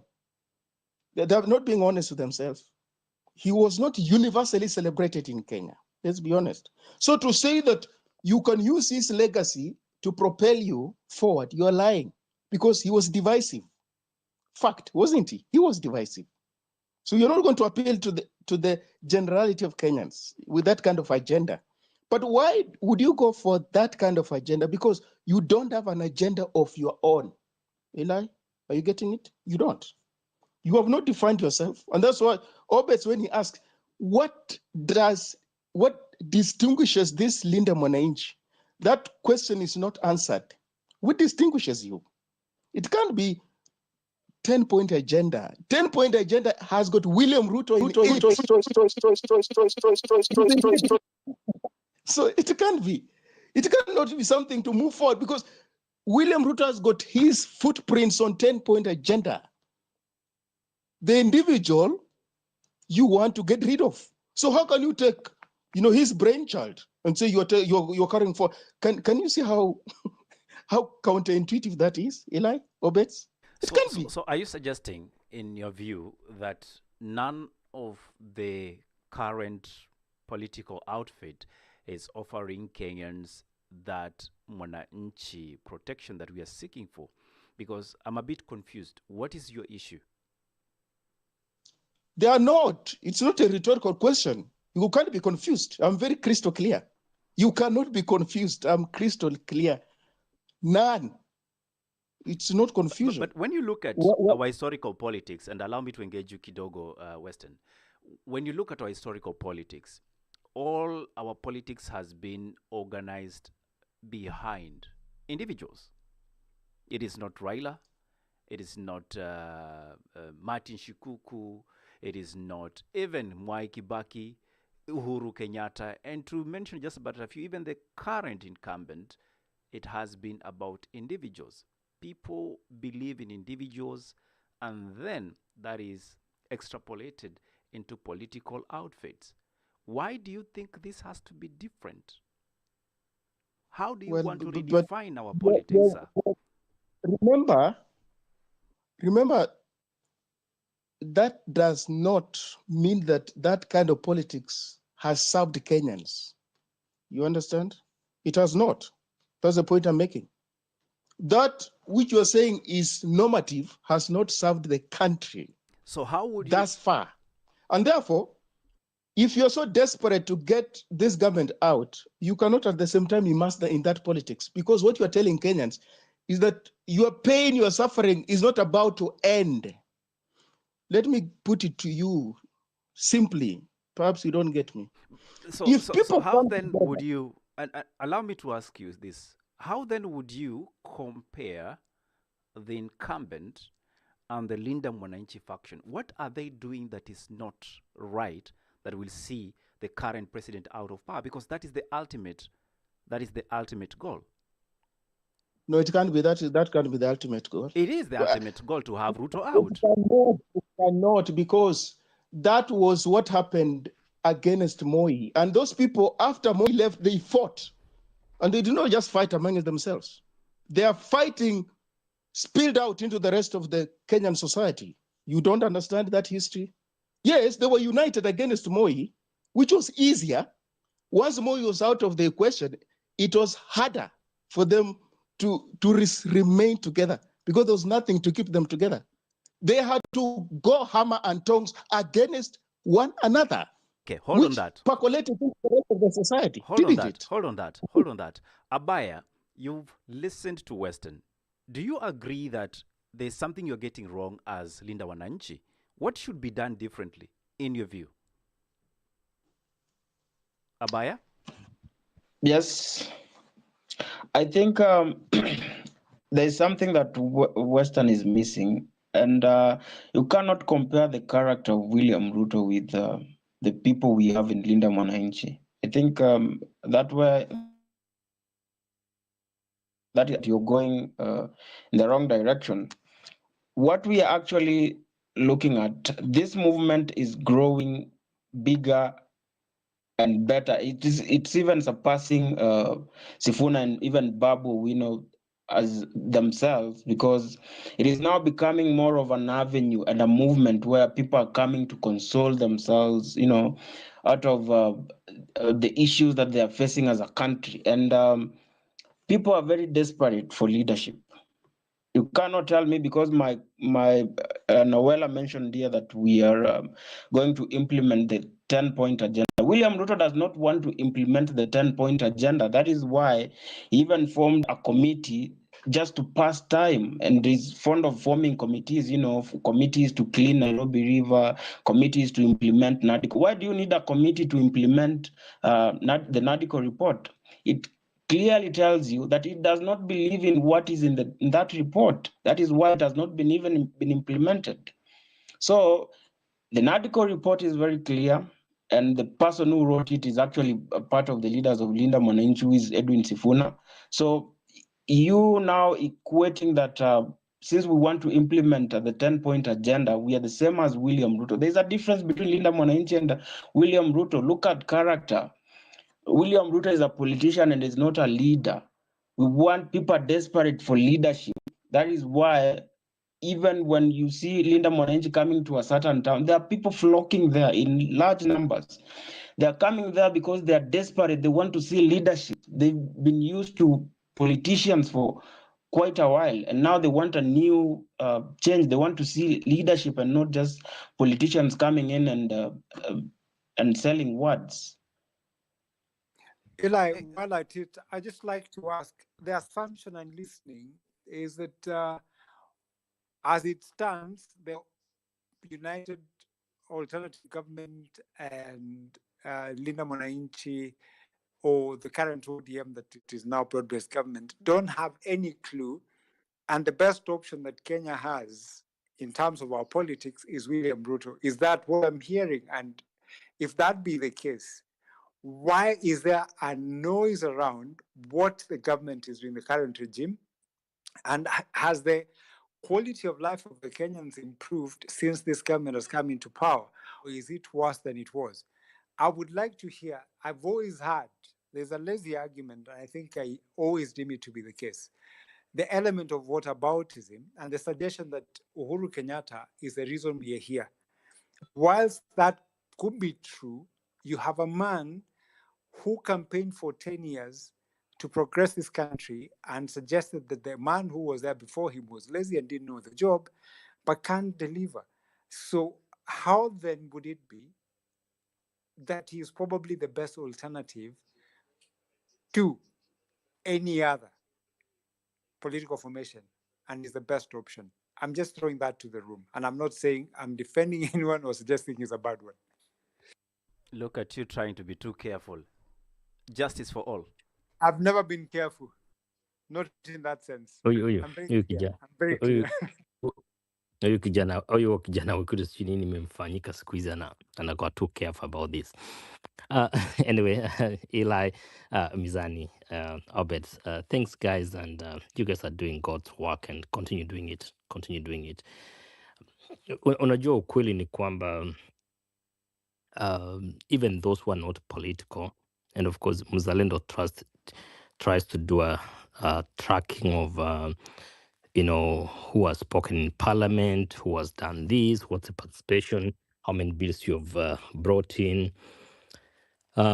what was your manifesto, how many promises you had, 256 for the UDA, how many have you implemented, probably 24, which translates to about 9.56%. So as of the time that I'm speaking to you, UD has done a very good job of implementing less than 10% of what they promised to implement. And anything else they purport to have implemented, it's out of their own head, not what they promised to the Kenyan people when they were being, voted in. And in reality, I think those are the things that people have to think about. That are you, when we have a conversation, Mizani, Eli Obeds, is about, are you telling us you have achieved things that you made up or the things you promised us, which made us vote for you? So if it's not about the things that pushed us to vote for you, then we have a conversation. But if you're telling us that, oh, you came in, then you abandoned your own promises for us, which you campaigned on, and then you came up with your own exam, you mark it for yourself, and then you rate it yourself, then we can have a conversation, and that's okay. And that's okay. We have crazy people who do that in life. Some of you have ever tried to teach students. There are students who do that, and I think you just sit down and you're asking, like, so they didn't think that my exam or whatever was in the script should have been answered, and they set up their own exam. So how do you rate them? So in my opinion, less than 10% of what UDA promised William Ruto is what has been achieved. Not my rating, by the way. I'm just reading. It's not my rating. I'm not the one who does it because I don't have time. I don't have even resources to do that. It's an independent group that does that. The second part of it is what I asked people yesterday. Go back home, sit down, and I'm asking you, and ask yourself, name three, not very many. I'm not even giving you too much work because I know how busy you guys are. Name for me three projects that Ruth has started from the beginning and has completed since he came to power. Please name for me three. If you have time, you can text me and tell me which ones are those. The MP for, I think, Yaribari Chache, Dr. Manduku. So as you do this marking scheme, Justice for All, I just want to tell me one thing. How then is Linda Mwananchi redefining our national politics? Because very good, and I like you ask that question. What President Ruto has done or not done, what the MP, I don't know from where has done or not done, but I really want to understand from where you sit today, following closely the Linda Mwananchi campaign trail, how are they redefining our national politics? The way they're defining national politics is ignore everybody else and listen to, in Linda Mwananchi, listen to Kalorio Mondi. Please pay attention to me as I respond to your question. Kalorio Mondi tells you that Luo Nyanza is being told that tumeuletea maendeleo. Out of all the promises that have been made, about 50 billion, less than 9 billion has been sent there. Not my word, his word. Okay? The way Linda Mwananchi is redefining is now going to the specificity of this kind of conversation. So tuache hii mambo mengi ya kuongea, wameleta maendeleo. Maendeleo gani?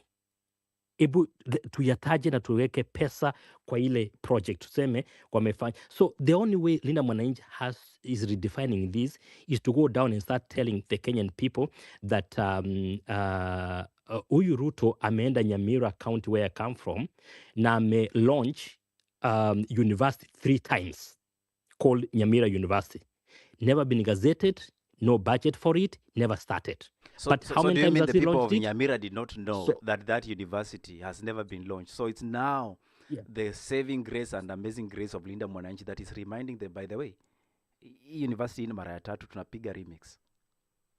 Yep. So the way this Linda Mwananchi is redefining our conversation is now going down into telling them that when you go to Muranga and try to launch a place which Linda Nyora has launched, and then you cover it and then you call it Ruto, it's a fraud. So we have to go down. Linda Mwananchi is redefining our national politics by saying that, wait a minute, mumedanganywa wazee. What's happening here ni kwamba hii university haiko ya Nyamira, haiko by Mungi. You come from there. Haiko. We don't have a university there. You know it.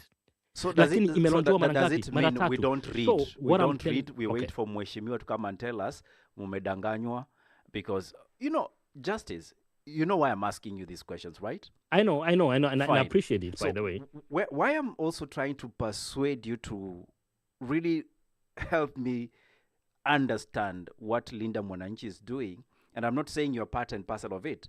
I'm just saying, as Mwananchi yourself, do you believe they are bringing out conversations that I've not had in the past? Or rather, these are things that we hear about, and then we're like, we, waliba, wa. If you're in Kenya, what is it different? Other than being told mumeibiwa, na tunajua tunaibiwa, and we've seen it, Auditor General reports, the financial reports, and how we've been able to, anything you want to mention, you will see these reports. What is it that they are doing different that was not done in the past? What they are going to do, what they are doing different, and honestly, Eli, there's so much noise in the air, and you know that the kind of bravado, and everybody tells that what Ruto has done, what the Linda Mwananchi is doing differently to redefine the national politics, is to ensure that they are giving power back to you as Mwananchi and me, that go back and check. Uko kwenu, I don't know where you come from. Obed, I know where Obed comes from. Uko kwenu Nyamaiya. Dude, there's nothing. Ni uongo. Hiyo kitu iliambiwa kwamba kuna barabara imejengwa, haijajengwa. Na ile yenye unasema wamemaliza ni Uhuru alianzisha. Hakuna kitu Ruto ameanzisha na imefanyika. So what Linda Mwananchi is saying is that, Mwananchi, take the power back, go back, check for us. Has this been done? So as I learned is this, that Mwananchi has to take power to themselves. Waanze kujiuliza that even as we talk and we have this conversation, is this a thing that is, we are being deluded, but in reality, these things have not happened. In the budget, there have not been, no money has been disbursed. In Nyamira, which I'm very passionate about because that's where I come from, and Obed and I and other people come from. The projects that have been mentioned, they're not there. None. Zero. Nada. So my point is that Linda Mwananchi has to tell you that, yes, if you don't trust us, trust yourself. Go back and check and find out that kumbe hii yote ilikuwa ni uongo. Na mimi nakwambia, Eli Likoyani, Ruto has not started a project that he has completed.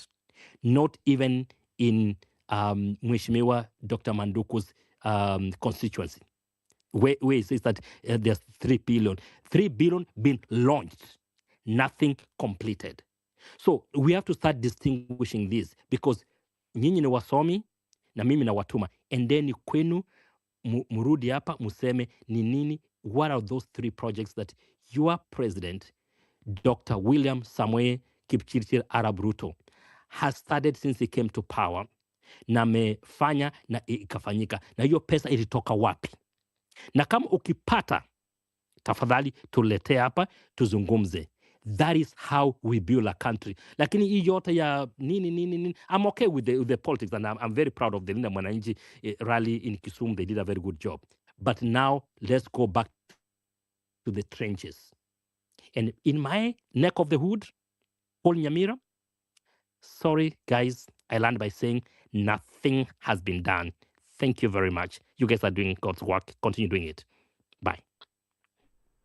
Asante sana. Justice for All says Nyamira nada And that's why I would love to. I see, Olive, are you on the mic? We seem to be having very different stuff happening. On one side, I see you on the mic, on the other one, I don't see you. Can you just confirm to me, Olive? I guess you are not on the mic. Abaya, utakufia No, I team. think she is. Yeah, I can see her on the mic. Hello, Eli. I'm on the mic, but I'm on translate. I'll be home in like 5 minutes or so. Asante, Santi. That is Olive. Olive has actually been trying very hard to stay on the call. And reason being, she's part and parcel of the Linda Mwananchi group that has been going around to tell Kenyans mnaibiwa. Abaya, since you're here and you are representing the team, let me just take a quick follow-up question with you, and then we go to the next speaker, who is Kabuya, and then Marabu, in that order.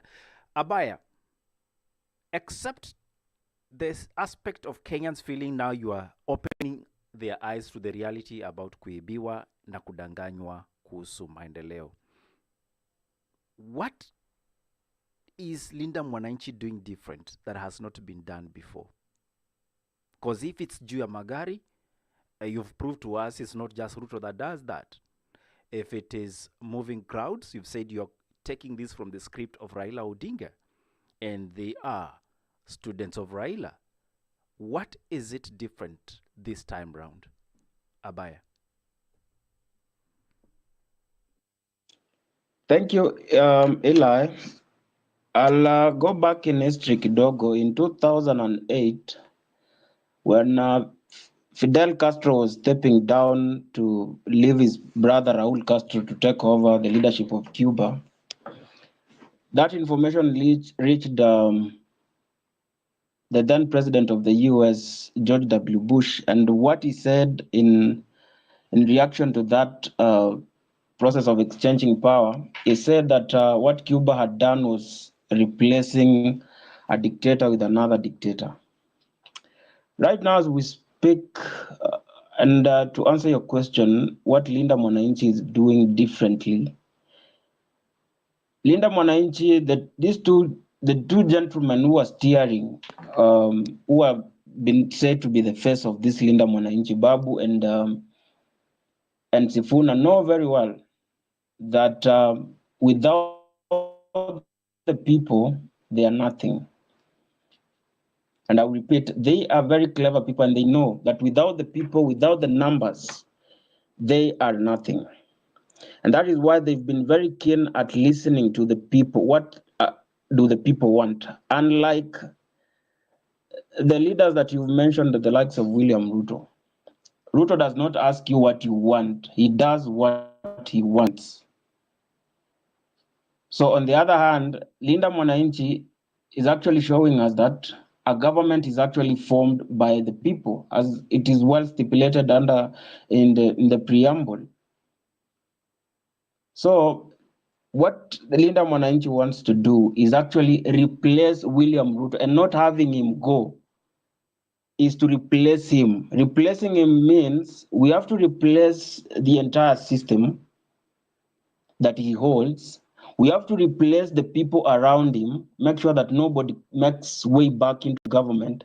That is why actually Babu said that we are going to come and tell you who are the people to be given mandate even at the grassroots level to represent the people. We want to uproot his leadership style. We want to uproot imperialism that has been bedeviling this country. You can imagine a president who does not even follow the budget. I don't know where he comes with these figures that he runs around with. He comes and tells you that I'm going to allocate 100 million to build something that doesn't even exist. So that is the kind of solutions that Linda Mwananchi wants to give. And as you asked, what are we doing differently? What we are doing differently, we are bringing this to the grassroots level. We want to listen more to the people. You've seen public participation being done in this country. Public participation should not be done when there is an element of mobilization. This person who comes to public participation does not come independently. He must come to appease someone so that they can be given a token. But what you've seen with the Linda Mwananchi rallies, there's no any kind of mobilization. It's just putting a word out there and posters and say that we are coming to Nakuru, and people show up in numbers without mobilization. So they are coming there independently. And the leaders take time to listen, what do these people want? And Sifuna and the rest, they know very well that without these people, they are nothing. Thank you. Thank you, Abaya. I really think we need to start finding a way to come to the conclusion of this talk, except the fact that I know a lot of you still want to speak. So I'll go directly to Kabuya, and then we'll return to you, Noella. So if there's something that you want to add, and then we can start going around the room. Redemptor, great to see you here. Marabu, also, I appreciate your presence. Kabuya, should I say Kafuya? Yes, either is okay. It's actually Kafoya, which is the way it's meant to be pronounced. And but if you anglicize it, Kabuya will do. Thank you. First of all, are you still vying? Last time I checked, you were trying to get yourself elected. Yes, I'm still vying for the Udhaya parliamentary seat. Hapa kwa X ama kwa ground? Wacha hata sasa leo nimefurahi sana na nitawaambia wakati nitaanza in 10 seconds. I'll tell you why I'm very happy. All right, go ahead. But I am still a very serious candidate, and greetings to you, Eli and Obed, and the whole Mizani fraternity here. Karibu sana. Some good friends, habari zenu. So let me say hi first to Abaya, and I'm very, very proud of Abaya, because Abaya unasikia. Some people don't believe that I have been a serious contender on the ground. Last time Abaya and I met in a person was actually in Udhaya, where I hosted Abaya and a team that he had with him from the Presidential Exploration Committee of Kiomtata that time. And they were coming to Nyeri County, and so I mobilized Nyeri County, that town. It gathered representatives from its 6 constituencies, there, and we received them. So wale mnaonanga kama I'm running on X. Sasa brother inbox Abaya na huko na watumia mpaka picha zake. Unajua labda zangu ziko ni za AI, eh? I can confirm. Can you? Eburudia? Yes, I can confirm, and it's good to hear from you, Kabuya. Yeah. Great to see you, Abaya. I saw you shared this space earlier in the day in one of the groups we share. So thanks a lot. So Asante, and congrats to you. And is it Noella on the opportunity you have to, showcase and develop yourselves? That's how I want to start my brief submission. Is to ask you. I'm very impressed to hear when you began. You told us you're 26. I knew that before, but great that you put it out there. My first time to hear Noella, but to say maximize this opportunity you have showcasing your leadership skills, your competencies, your knowledge, and you definitely be a step ahead, no matter how things end up, than you would have been if you somewhat were not involved. That said, I do want to share my little misgivings about how the Mwananchi is being Lindward. And I don't know the utilization of the word movement. And I want to believe that what we are seeing is nothing more than the usual election-guided, election cycle, reactionary politics that try to appease hungry and angry Kenyans by attacking non-existing enemies. It's like a drama.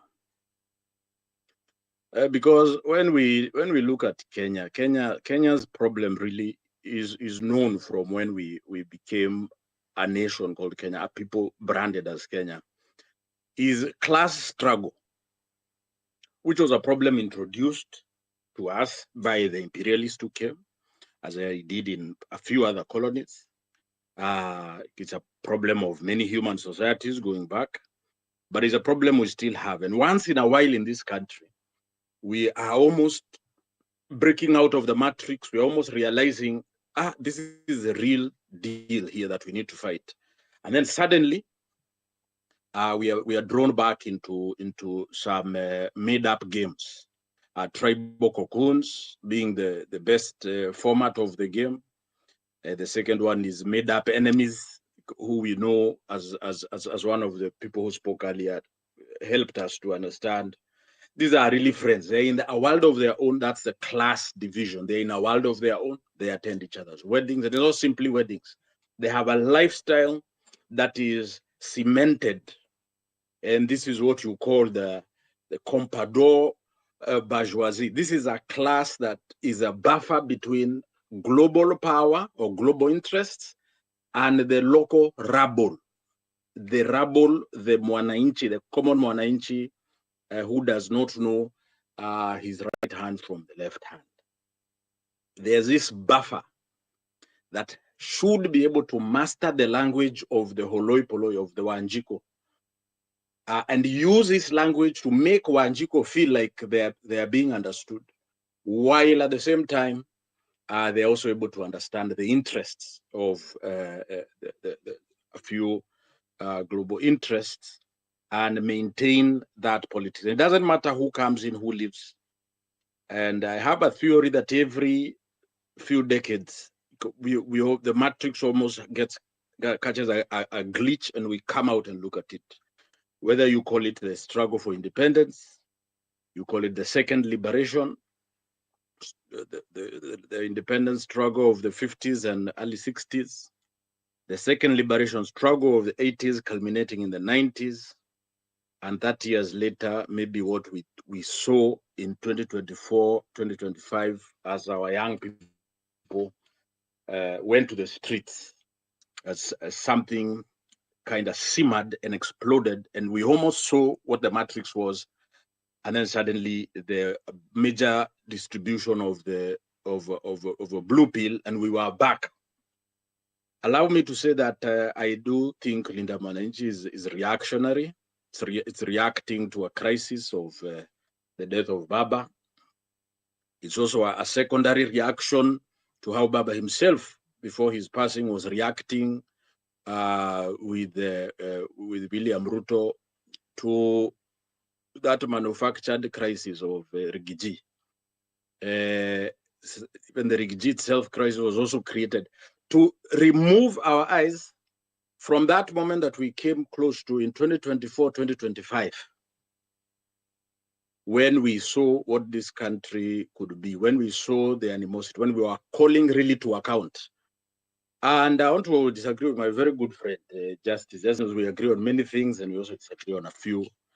I don't think we need a movement funded to the tune of billions, moving around in vehicles and to do oversight work. So to do oversight, to check if money was put somewhere and if that money has been utilized. Why do we have 290 elected members of parliament and others, and many others dominated and in different, in the upper house? This is their first basic, very easy duty. It's on paper. It's on a very plain piece of paper that says representation, legislation, and oversight. Sasa where is this all this big thing covering our, hata hatuwezi kusema tumeshinda mbio ati wanaenda kuangalia oversight. So where is the problem really? And this is why I say that when we say MP, I disagree that we have today members of parliament. I believe we have what we call members of the presidency.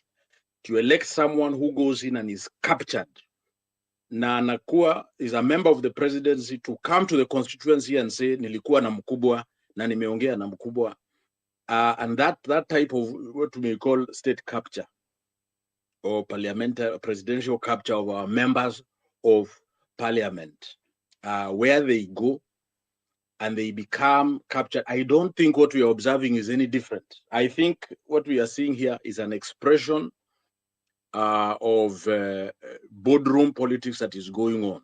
You know, these budgets. So, yes, Kafuya, I hear you, and yeah. I was about to land, I, but you can go ahead. You want yes, to yes. clarify something? You know, I'm a bit constrained because we are running now really out of time, and I would love for us to maximize on this opportunity because of the issues you've raised. So, if you allow me, the brigade that is within Linda Mwananchi is here with us. And probably the things you've said, I would really want to find their clarity and right of response. So if you allow me, let me just ask Noella this, and if Noella you are there, Kafuya has mentioned this could be possibly a reactionary movement. Is that what you are as Linda Mwananchi, especially from the women aspect, young women aspect? And number two, do you think you are not passing the information in terms of what exactly Linda Mwananchi is all about? Because from the understanding of Kafuya, is that the things that legislatures are supposed to be doing, it's what you are telling us on the street, and that is a non-starter. Noella, if you don't mind, I'd like for you to respond to that and probably cue in your colleague Olive, who is also on the line, and then a last one by Abaya, and then I can take the last round from the other speakers.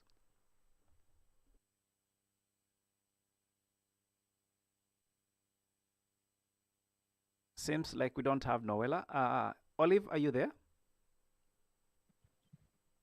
Okay, Noella is there. Go ahead. Ellie, please come again with the questions because I think I'm having some network hiccups. Huh? Please just come again.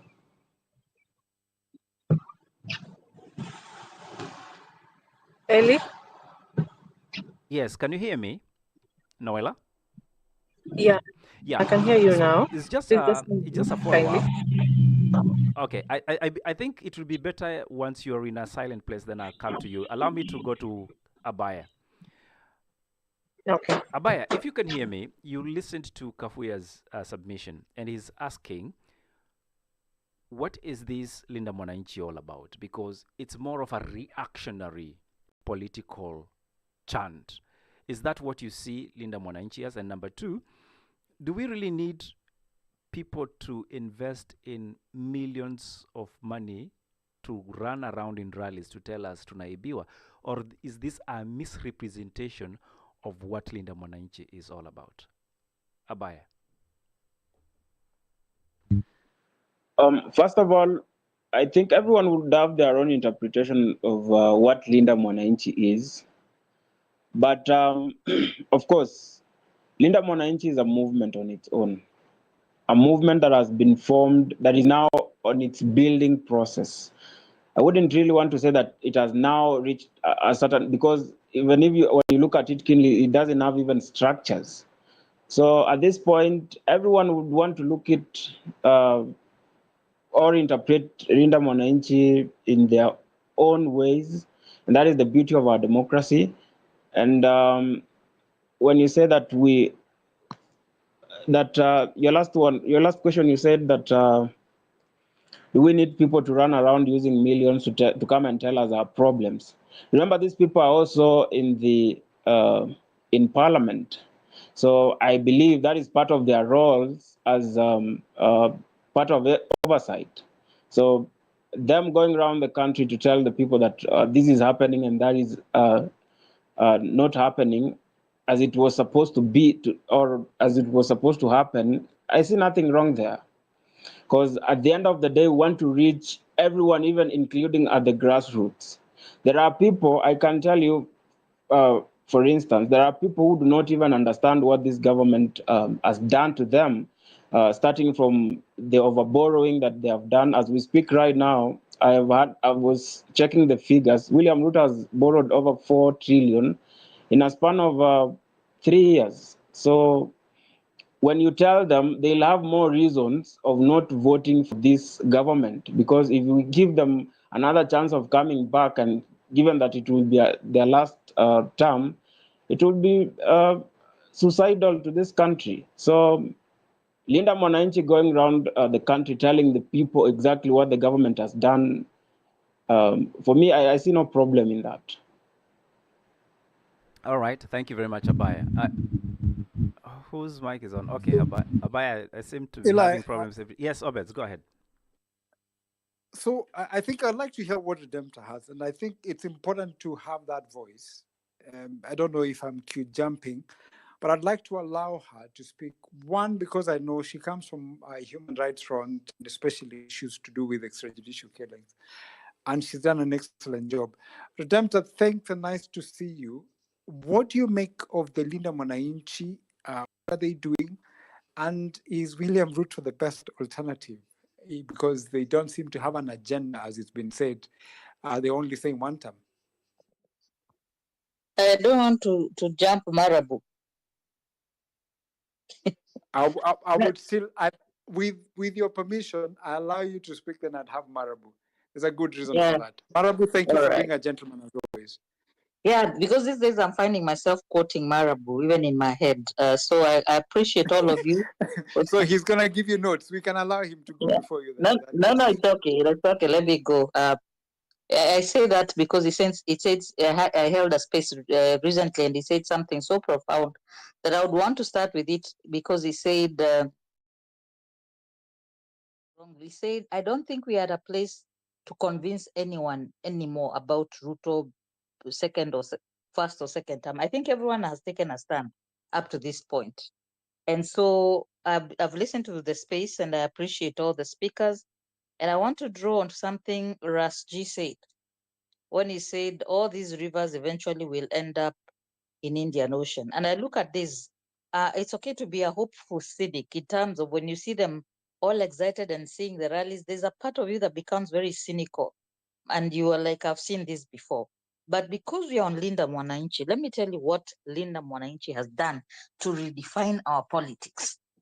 I will take mine, same example with Rasji, but let me make it more relatable. If you're going on a journey and the bus breaks down, you have an option for the company to bring you another bus, or because you're in a group of 60 people, you decide ingieni wengine wachukuliwe. And I think that's where we are as a country. The bus broke down mid-journey, and that's why we are not at election time, and people are already saying two-term or kuna wale wanasema tutangojea mpaka hii gari ikuwe fixed, lakini kuna wale wako na haraka, they have to get to the destination. So I think all these movements, I don't want to be, I was overly critical in the beginning. And there's something the young people said in a space, and they said, the politicians are infiltrating into our protests because June 25th is anniversary is coming near. And I asked them, but the politicians could also argue you're infiltrating into their politics.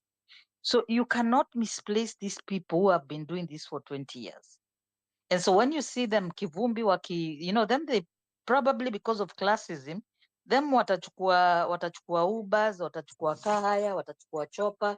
Sisi tutabaki hapa tukingojea hiyo gari.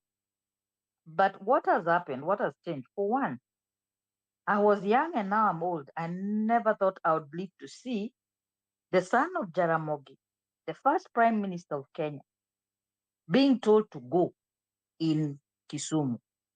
So something drastically has changed. The fact that Oburu could be challenged, even when he inherited a very powerful position, that tells you power shifted. And someone was right to say the Linda Mwananchi, by saying Linda Mwananchi, already acknowledged that ODM had lost the people. Even the great Sifuna one time said, oh, I'm not leaderless, like some of you. I have a leader. Kasmuel has no leader or doesn't know who the leader is. Who else is leaderless? So we find ourselves there. ODM is leaderless and maybe ladderless. All those things they made fun of. So the nature bores a vacuum of it. And so there's a vacuum. And I think the young man has said that we don't have leaders, we have politicians, but we have to make do with the politicians. So that was one of the biggest things I saw in terms of I was looking forward to see Goonism and to see Atandi's word come to pass. So for me, that was a very glorious moment because I saw crowds. I've been seeing crowds with Linda Mwananchi that are not branded. Because when you look at the crowds of ODM and look at the UDA and DCP, they look the same. They're still following the script. They don't know. So something drastically has changed. And I think when I heard Babu saying that we will even decide for you at the grassroots who not to vote for, my radar went up and I thought dictatorship. And then I said, no, that is also another thing that has shifted. The party dictated who you voted for, but now here are these people in group A, group B saying we will decide for you. So the dictatorship has always been there in terms of pretending there's nomination. Kavuya, I hear you. I hear your sentiments. But if we go that route of looking for, I remember Marabu when you told us to compromise very early on, and I was not ready to compromise. But I'm getting to a point where I realize now we are at the political stage. So what do we say? So kama sisi ile gari inakuja tuingia watu wawili hatutosheki, tunaulizana na Marabu, tupande hii, hapana, tungojea the next one. I think that's where we are. And the realization that people are not paid to go for Linda Mwananchi rallies is interesting, because there are many people who vote who don't go for rallies.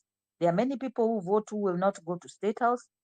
So I like the frustration of the leaders who thought there's something. Let me go very quickly. I've just watched the interview by Altosi with the Manyora. I didn't watch all of it, but there's something he said. He said by now the pecking order would have been all the ODM MPs are bought.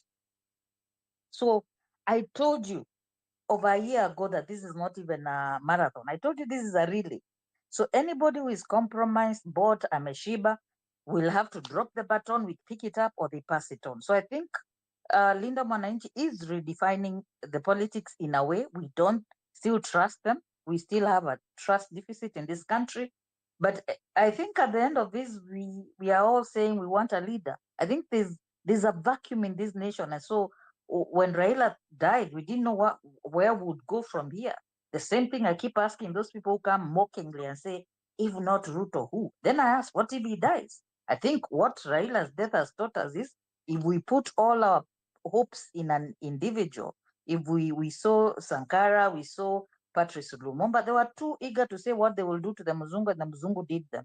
So I don't think anybody should be telling anyone to announce they are going to be the president. I think I like what's going on in the country now. And again, to tell you, I thought by now would have accepted and moved on.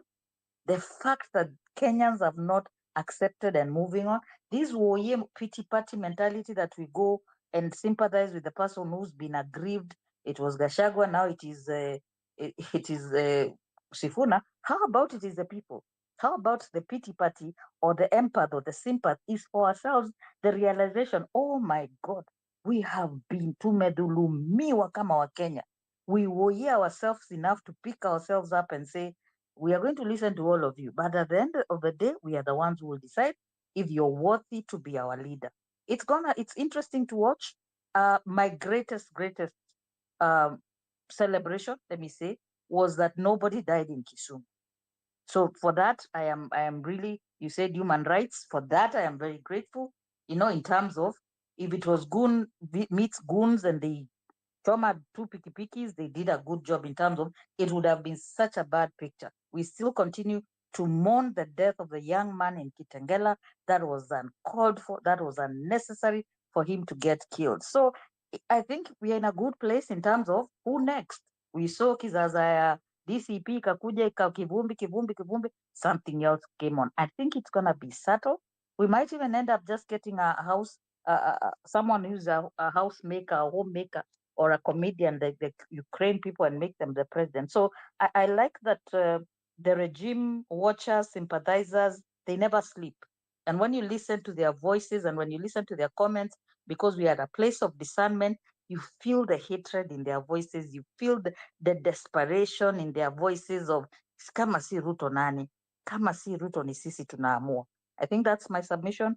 I think the spaces are coming back. Let's keep talking, because when unchecked power meets silence, then we have no nation. Thank you. Thank you so much, Redemptor. And you see now there's a reason why I allowed you to speak.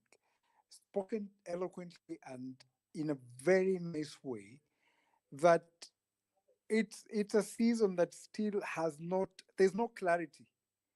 And given that, there's much more to be to be seen between now and the election period. So I don't want to overemphasize the point.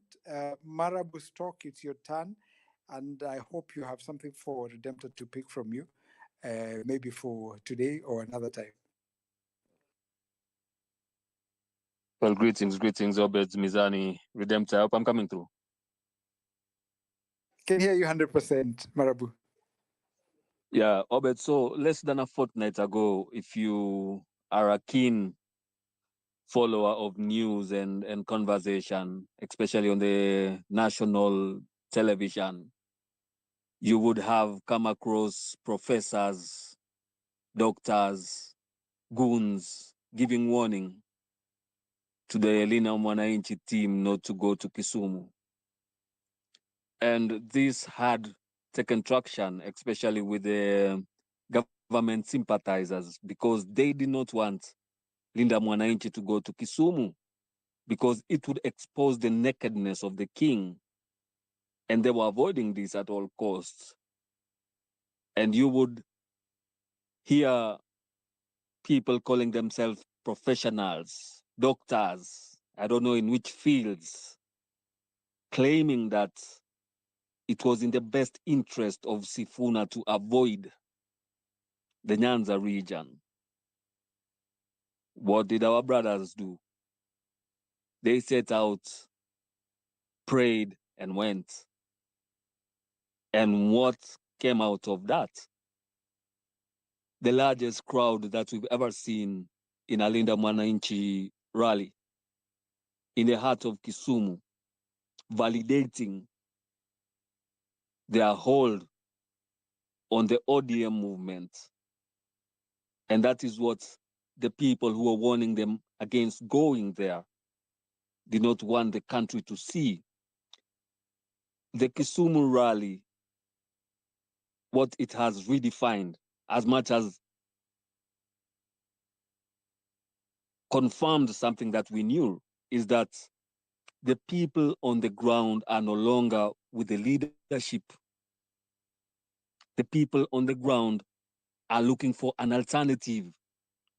And whether this alternative is going to come in the name of Sifuna, of Babu Owino, of Maraga, of anybody, it just shows that the people are anxious to have something else rather than this man in State House today. That is a reality. So it's not something that you can hide anymore. After this, I'm sure Linda Mwananchi is going to come to Nairobi. I hope they don't do it in June 25th, because it's going to be murder, like we say it. So Kenyans have shown that they are ready for change. Sifuna is just a vessel of the aspirations of Kenyans. And when you hear Kenyans say that Sisi ni Sifuna, it's not a person.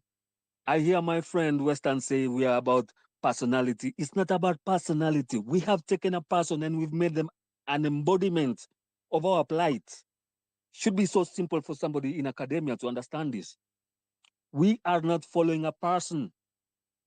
This person is following the people. And the people have noticed this, and they have taken him to be the symbol of the people. And that should be very obvious to anybody. Linda Mwananchi has also redefined the issue of funding of politics, that you don't have to really spend 400 million to call people to your rally, that you can have an organic crowd that gives you the love and the respect that a leader should have. Understand that you don't have to buy your way to leadership. Our friends on the other side have to pay people to come to their campaign rallies. Our people out there have to use police to stop Linda Mwananchi rallies, because people are going to go there in mammoth crowds. Understand? So Linda Mwananchi is redefining not just the political space, but also the economics that come with politics.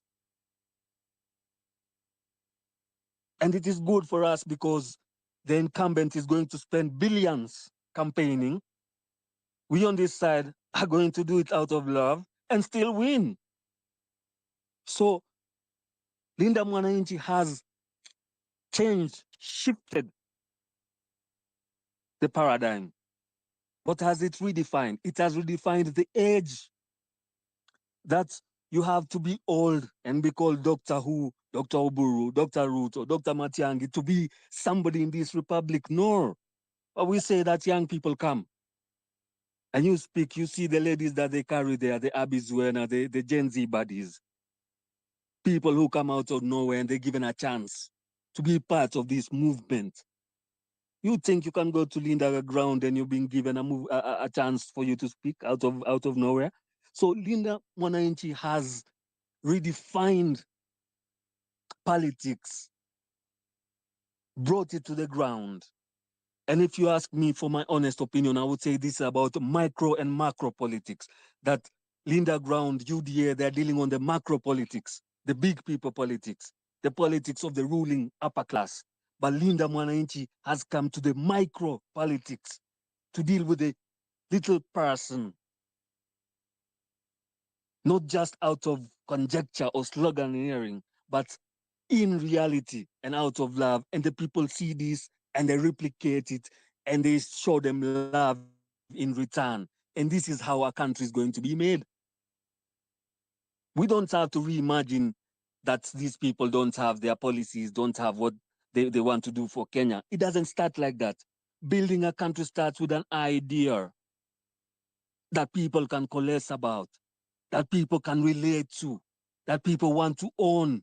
And once they own it, then you will get the suggestions of how to run a country from the people. We don't want leaders, we want workers. Thank you very much for the time and God bless. Thank you so much, Marabu. And there's hope. That's what you imply, that as long as the people are involved, there's hope. It's a good way of thinking. But also, what I pick from your conversation is that people, by identifying with Sifuna, are not necessarily identifying with the person, but they're identifying with the man who carries the ambition and the aspirations they have. How do we make that a reality? Eli, back to you. I think you had something to say, and I think then we look at how we start to have this conversation come to an end. The Bigger Picture with Obet Oriku and Likuyani Eli. For more information, visit www.mizani254.org. Mizani 254, where the scales of balance are restored and meaningful conversations thrive. Well, indeed, you tuned to Kurt FM. It is 2 minutes after 11 p.m. Kenyan time. On the Monday Bigger Picture, we are having a conversation on Linda Mwananchi. For those of you who are tuned in, we'd love to get your feedback.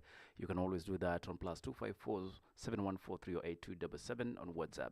And for now, we cross over back to the conversation in the room. And clearly, there are different angles to look at this talk. And maybe that's where I want to bring in our main speakers of the day in order to try and conclude the talk, because clearly we are out of time. Now, a lot has been said about Linda Mwananchi and what it encompasses, but then there are some issues that definitely we need to look into. And for me, one thing I would like to ask the Linda Mwananchi Brigade who are represented here tonight, why do you feel Kisumu was a success? Because apparently most of us are looking at it and thinking it went well.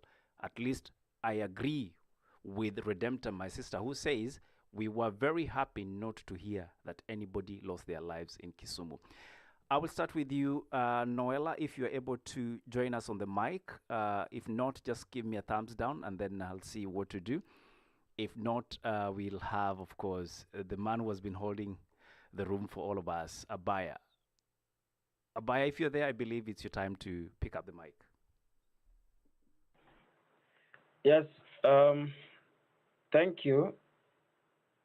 And I think Kisumu was a success in a number of ways, depending on how you want to look at it. First of all, as the other speaker said, I think it's Redemptor said that we didn't have people losing their lives simply because of politics, as it happened in Kitengela, because at first in the morning there were tensions that the team was going to be attacked at around Kondele.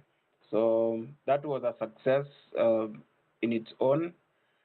And then number two, looking at the numbers that turned out, because people were really waiting to see how many, what kind of a crowd are these people going to pull. And looking at the numbers again, it was a success in its own.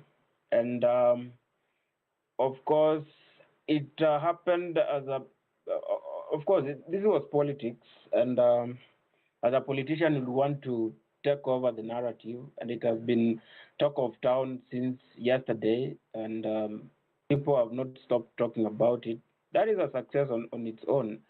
But above all, to me, it was a success in a way that it gave me hope that because we've been fearing that Kisumu has been taken by this regime, but then looking at the numbers and the people who attended and seeing them chant one time, it really gave me hope that we are going to take this government home, and not just home, but take everything that looks like them home. And I hope you get what I mean. So to me, it instilled hope in me that indeed going into the future, we're going to redefine our politics. We are going to have people speak directly to their leaders, as it happened in Kisumu. We want it to be a more of a people-driven movement, not just about individuals. And I agree with what Marabu has said, because all the time when it's about an individual, it now turns out to be it's a one man running the show, like what William Ruto is doing. It doesn't consult anybody, it doesn't consult the people. So we want it to be more of a people-driven movement. So I have hope, the hope that I got from Kisumu, that indeed we're going to bring change in the near future. Thank you. Thank you very much, Abaya. And you talk about hope. Olive, you have been in the organizing secretary committee, ensuring that young women are involved in this discussion that is a national conversation now. What did you do different to see the success that now all of us are really saying, well done? Olive. Eli, I think there's something that most of us do not talk about. It's there's this phrase that inasemwa vijana ni viongozi wa kesho, and for the longest time we have waited for that tomorrow na hakuna siku ishaifika.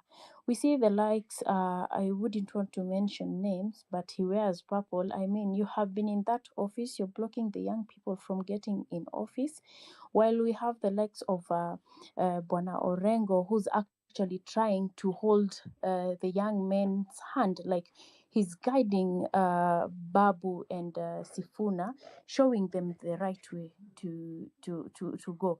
But then again, you're like, if the young people, Nala, can you wait? So the young people have decided to take the mantle. They have decided that it's time for them to lead. And the reason as to why for us we felt like this was different is because the young people refused to be exploited by the political class. I mean, yes, we had hired goons who had been paid, and some leaders actually proclaimed it online that Kisumu hakutaendeka, msijaribu kufika Kisumu. But when we got to the ground, the people who we thought were the ones hired, let me say the ones who were hired, actually joined the group. They were like, you know what, yes, we have been paid, but peace comes first.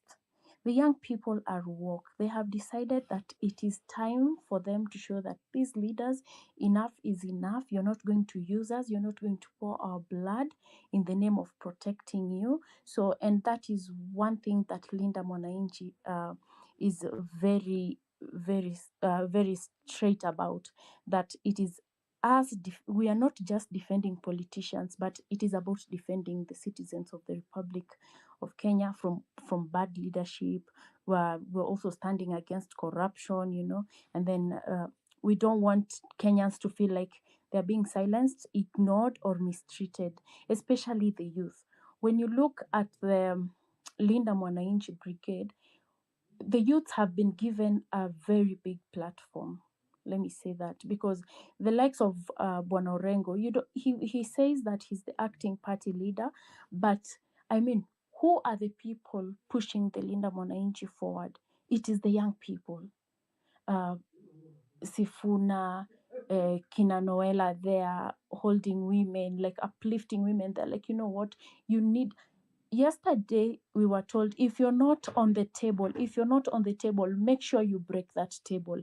And that is what the young people are going to do. As from today, we will stand counted, because Linda Mwananchi has shown us that we need to be counted in every table.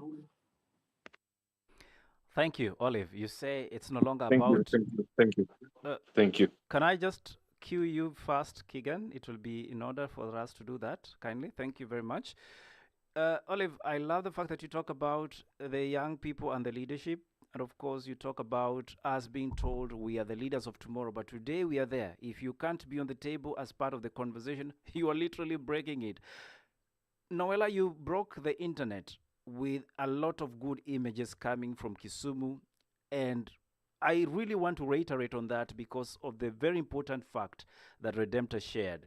No one died in Kisumu because of politics.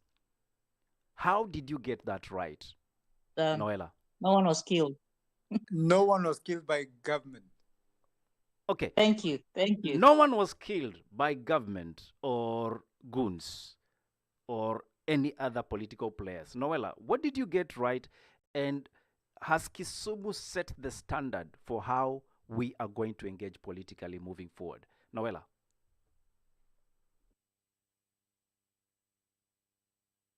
I doubt Noella is able to join us. I guess we'll just allow this to be a question in the room. Quickly, let's move to you, Keegan. Good evening. Thank you very much, Noella. I think if you've happened to join us second late, then sorry, you imeenda. So first of all, it's good to have all of you, and we just need to get into what is most important for today and for what is happening in the nation. It is actually a good day because it was planned as a good day. It was not a coincidence that there were very few, if any, police manning a very, very organized Linda Mwananchi crusade. And I hope that will also be said in person, maybe also in letter, because when they protest in letters. So I'm hoping when things are also done right, also say, thank you very much. You accorded us the right respect when we went to Kondele. And you know, Kondele is the heartbeat of Raila, and Raila is the heartbeat of protest, and protest is the heartbeat of the people.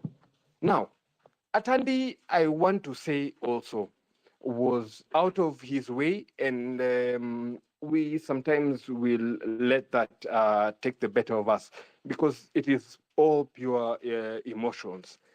Now, as for the deaths, you know, I know if there is one person who has been waiting for any death to occur, it is none other than the man in the mountain.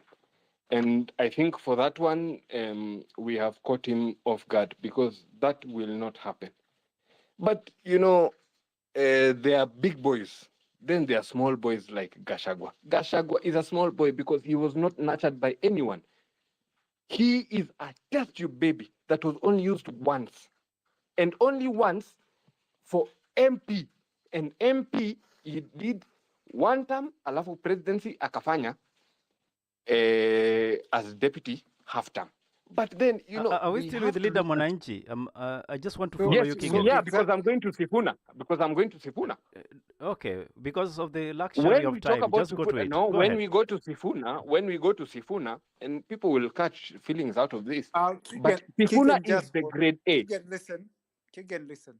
I have a lot of respect for what you're saying, but I would appreciate order in this sense that if you're going to speak, allow us to guide the conversation, and you cannot overrule.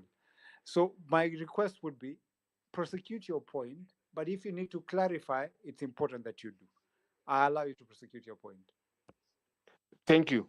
Much obliged. Edwin Sifuna.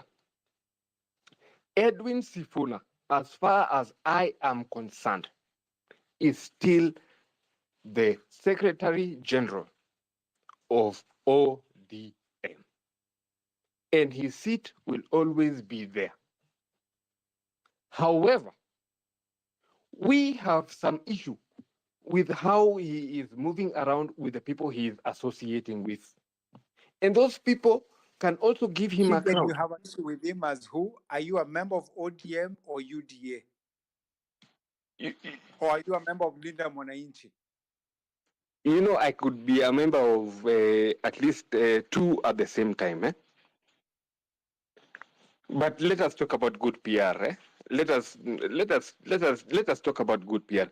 I am a member. A member of Linda Mwananchi, UDA, broad-based. I mean, because I would like to understand where you're speaking from. It's also easy to be able to have a conversation that is informed. Can I tell you in plain black and white? Yes, that's what I'm asking. I am a member of William Samoei Ruto. Good. Prosecute your point. And UDA is a member of William Samoei Ruto. And ODM is a brainchild of William Samoei Ruto.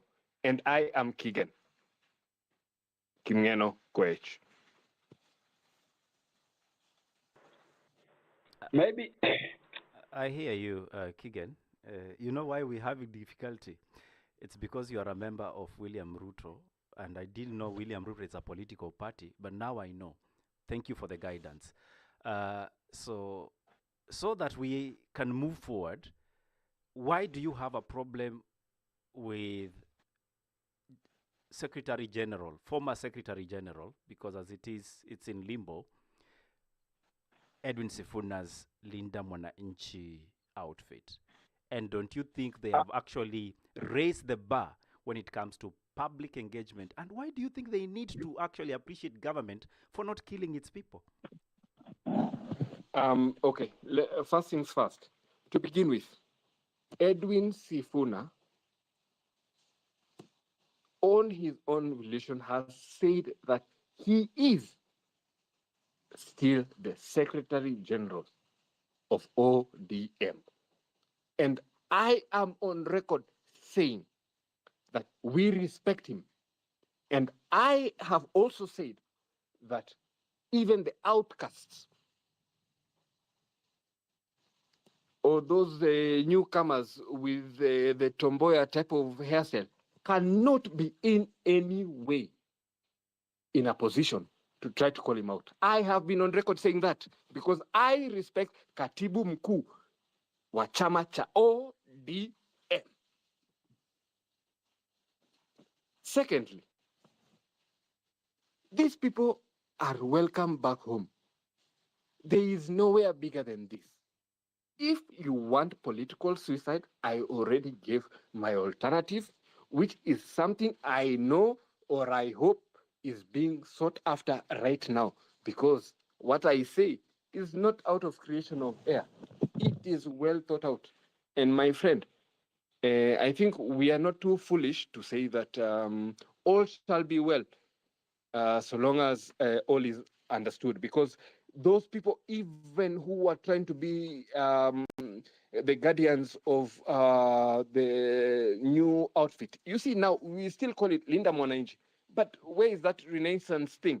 The only person I can respect alikuwa ametoka hivyo hivyo ni Caleb Amisi, lakini Caleb Amisi ndugu yangu wa Kilimani asiende hivyo hivyo akipeleka watu wetu. Hapana, huyu Sifuna tunamtaka, na huyu Sifuna we want to baptize him again and we will call him whatever name he wants, lakini akae ngangari juu. You should not run away from his inheritance. All right, we hear you, Kigen. You say you want Sifuna back. I'm just happy that when you were presenting your case, we actually were able to identify why you are not happy that your former close ally Sifuna is now deciding to reshape and discuss politics differently with the Linda Mwananchi outfit. But we will see if things change in the closer future. Earlier on, Olive also told us about Men in Purple. I'm also happy that we live in a time when we don't need to listen to Prince and the Revolution singing Purple Rain, because some people think they are being targeted because of their age. Let's go to you, Noella. Final remarks on this topic. I know you've had a long day, and then I'll clear with the other plenary speakers. Noella, free hit. Okay, thank you so much. Apologies, team, for the hiccups. Now, my final remarks on how I felt Kisumu was a success. Initially, when we were preparing for this rally, there was so much intimidations, even from honorable leaders, leaders whom we've worked with before, leaders whom we've allied with before, have threatened. They have threatened the movement and told the movement that they should not dare step foot in Kisumu. But we thank God that even with the blessings of Mzee Raila Amolo Odinga, when we went to give our last respects on Saturday, was it Saturday evening? He gave, I think alitupatia nini zake, baraka zake, akasema watoto wangu mnafanya kazi mzuri, because that is what Baba believed in. He believed in the people. Baba chose the people first. All his rallies, he would always want to hear what the people say. And that is what Edwin Sifuna has been saying all this time, ever since Baba left us. He has been saying, hata angusha Baba, hata kubali watapeli wachukue chama ya Baba. And that is why the people, they have the party, but we have the members of the party. And members of the party showed up in Kisumu. There were so many threats that happened on Sunday morning. On Sunday morning, when we were leaving the hotel where we were having our briefing, they had planned goons for us at the airport to storm our vehicles, but sisi ni nani, tulifika. And we thank God that there's a speaker who talked about there's no one who died. We just thank God that Kisumu was very peaceful. Kisumu people are very peaceful. And anyone who is purporting to call Kisumu a place of violence should not see the light of day, I can tell you, because Kisumu people are very, very peaceful people. They welcomed their son, Babu Owino, in Nyalenda, all the way. We had a procession all the way from Nyalenda to Kawor Stadium, and the people of Kisumu have decided, and nobody, even the purported leaders who are talking about how Linda ground. It is okay to pick a side, because that is democracy. You can decide to be on the Linda ground side or the Linda Mwananchi side, but democracy dictates that you allow people to assemble. If these people really, if the Linda ground faction really believed in what Baba said and what Baba used to stand for, they will uphold democracy and let the people of Kisumu decide for themselves. But yesterday, the people of Kisumu decided, na walisema ni Babu kwa sababu, and na wao ndio Sifuna. Thank you so much. Asante sana, that is Noella. And let me get a final one from you, Olive. Kisumu happened, and from where I sit, it has shown us there's a difference and an evolution on how politics is being done. Do you think that now becomes the yardstick of how political public rallies should be done? Olive. Mine, I think we need to change how it's done. We need to move away from exploitation and the political class using the young people to settle scores. So, for me, what I would tell my people is that history will not the people who waited. It will only remember us, the people who went to the street, the people who stood up and spoke up, because we have carried the weight of our country for way too long, and there's now time to carry our responsibility, the responsibility of leading the country. And that is why the young people are fully behind young leaders, Sifuna and Babu, because it is our time. And well, I think we should not be remembered for waiting. We need to be remembered for leading, and it's time for us. So, vijana, tuchukue hizo positions. Abaya, I believe you're going to be the senator of Kisii very soon. I want to see Noella in those spaces. I want to see myself in those spaces leading the country. So, yeah, that is my final take. Vijana wachukue hizi positions sasa. Thank you very much, Olive and team. That is, we did have Olive, who is the Secretary General, Linda Mwananchi, Young Women. We were also speaking to Noella Olukere. Wamesema mzoe jina mapema because she's going to be a honorable. Hajatuambia ni wapi anasimama. Maybe she will tell us. Secretary Mizani Eli. Say again. I said Secretary General, didn't I? Ulikuwa umelala. And we did have President Linda Mwananchi, Young Women, that is Noella Olukere, and Abaya Onyengo, who is Secretary General, Changemakers National Alliance, and says he's been sifunward na Linda Mwananchi. Now, to cross over to the plenary, we do have a couple of you who have already the mics. We'll try request you do it under 5 minutes, please. We are constrained with time. Let's start with you, Teacher Wanda. Good evening to you, sir. How are you doing? Good evening, Eli. I'm doing quite well. I'm happy to be on the platform. It looks like all of you have been taking good training. I mean, for the first time, it's like Marabu bought a new gadget. His audio was crispy clear. So is Teacher Wanda. Nini ninaendelea? You guys have improved. Are you hosting podcasts? Not really. Ni Singapore. Enyewe ina work. Go ahead, sir. No, I'll begin with the rally in Kisumu, and I'm happy that. Let me start by this. I believe in Linda Mwananchi. I affiliate with the movement. I'm a sad member of ODM who feels like the party is not the party that Baba left us with. Now, I look into, and I'm happy that we are having key persons in the Linda Mwananchi management and part of it all.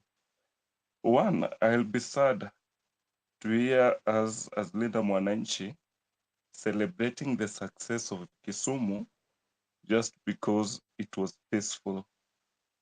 Politically, if you analyze politics that way, then you make it easier for your opponent to make it hard for you in the next rallies. If you celebrate your success because no one lost lives, because it was peaceful, then your opponent will easily cause chaos in the next rallies. Then it will make you define yourselves as failures because you have failed to stage a peaceful campaign or meeting, just because you're already telling them that if you do a peaceful rally according to is a success. Therefore, I would wish that we look at we define success by how we dismantle the opponent, by how we champion for our policies, but not reduce ourselves into making it and you'll be shocked that cut across the country, Kenyans are peaceful, but politician knows how to plant goons and run with the day.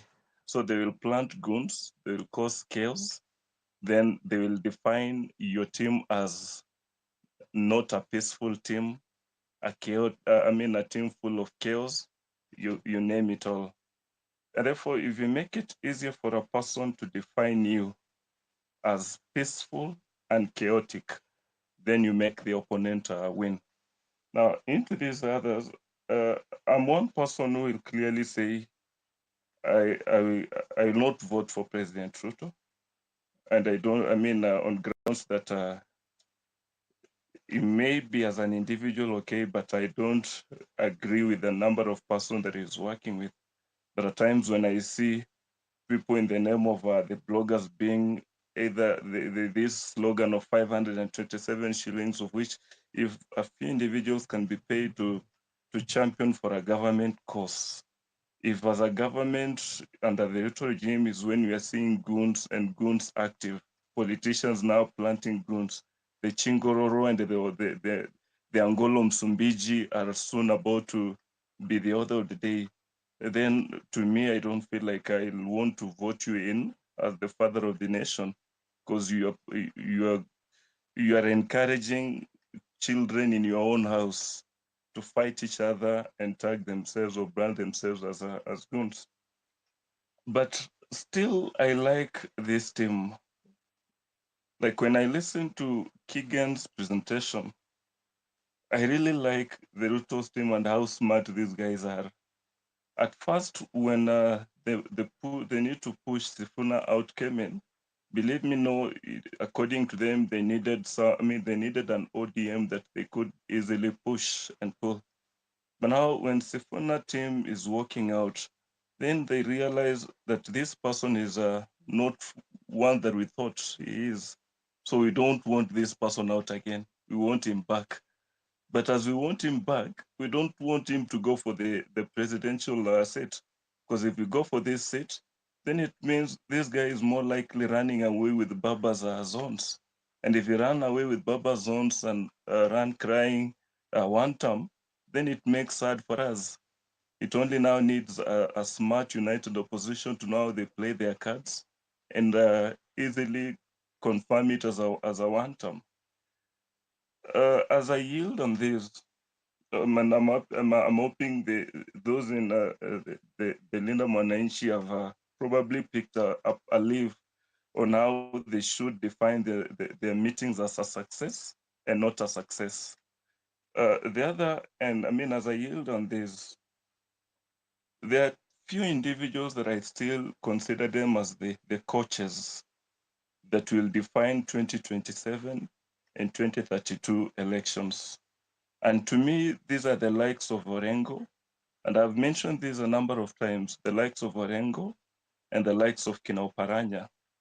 Probably those in the Keegan's quarter should not even be so keen at Sifuna, but they should be keen at their coaches. The coach is the one that organizes the first 11 in any football arrangement, and they're the ones that are probably the brain behind what is happening. Orengo is a powerful person that can easily make the Oburu faction useless, or to have at least to have some respect or command some respect.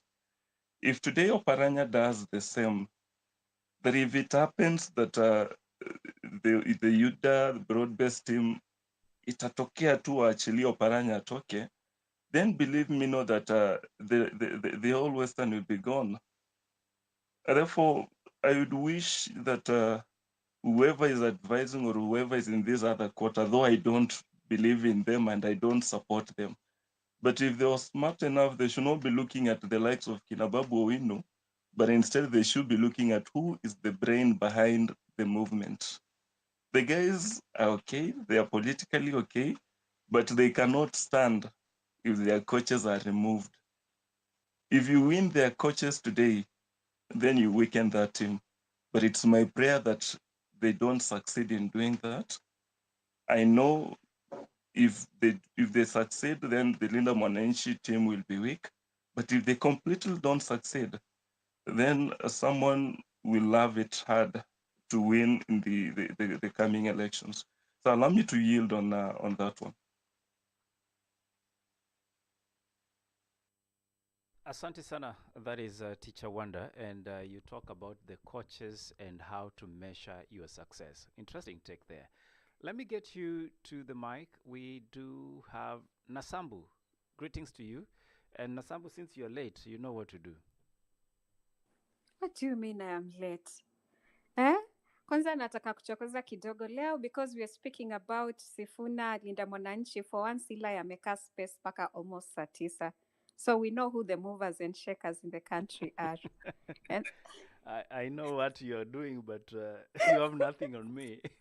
Welcome to the Monday Bigger Picture. asante sana Eli. Before I start, ninataka complain kidogo Wanda. Wanda, mbona unapeana kadi zetu? Why would you say that last part? It's because I feel bad as a member of this team when our leaders are making it easier for an opponent to hit us. And I hear you. we remember this. The opponent team is so tough and they are smart and they have fans. I hear you. Ila pole, sijachukua mic yako, nimeacha kuuliza maswali watu wengine. I'll go straight to my points. I will start one with a rebuttal. Someone had indicated that we are supposed to empathize with things that we can relate with, that someone in a lower class cannot be able to empathize with what would happen in someone in a political class. I do not feel bad when someone next to me dies because I know them, or because they're my sisters, or because they're my brother. Empathy makes me feel bad, irrespective of who it is. Anytime I see someone suffering, irrespective of the suffering, whether it's as big as death or it's as small as an administrative process in a political party, so long as it is wrong, if you're human and you're able to empathize, which is majority of the people, whether they are coming from whichever lower class or whichever middle class, it is reasonable for us to empathize. That is what happened to Sifuna. Some of us have gone through administration injustice, or even without, we have capability to empathize, and we empathize, and we continue to empathize for him or any other person who will go through that. And then number 2, yes, the movement, put in quotes, whatever you would want to call it, is reactionary. I agree with Kabuya on that. But I would like to say this. So are the protests in 2024. So was independence. So was any organization. Most organizations that are born in the society that are championing for change are reactive.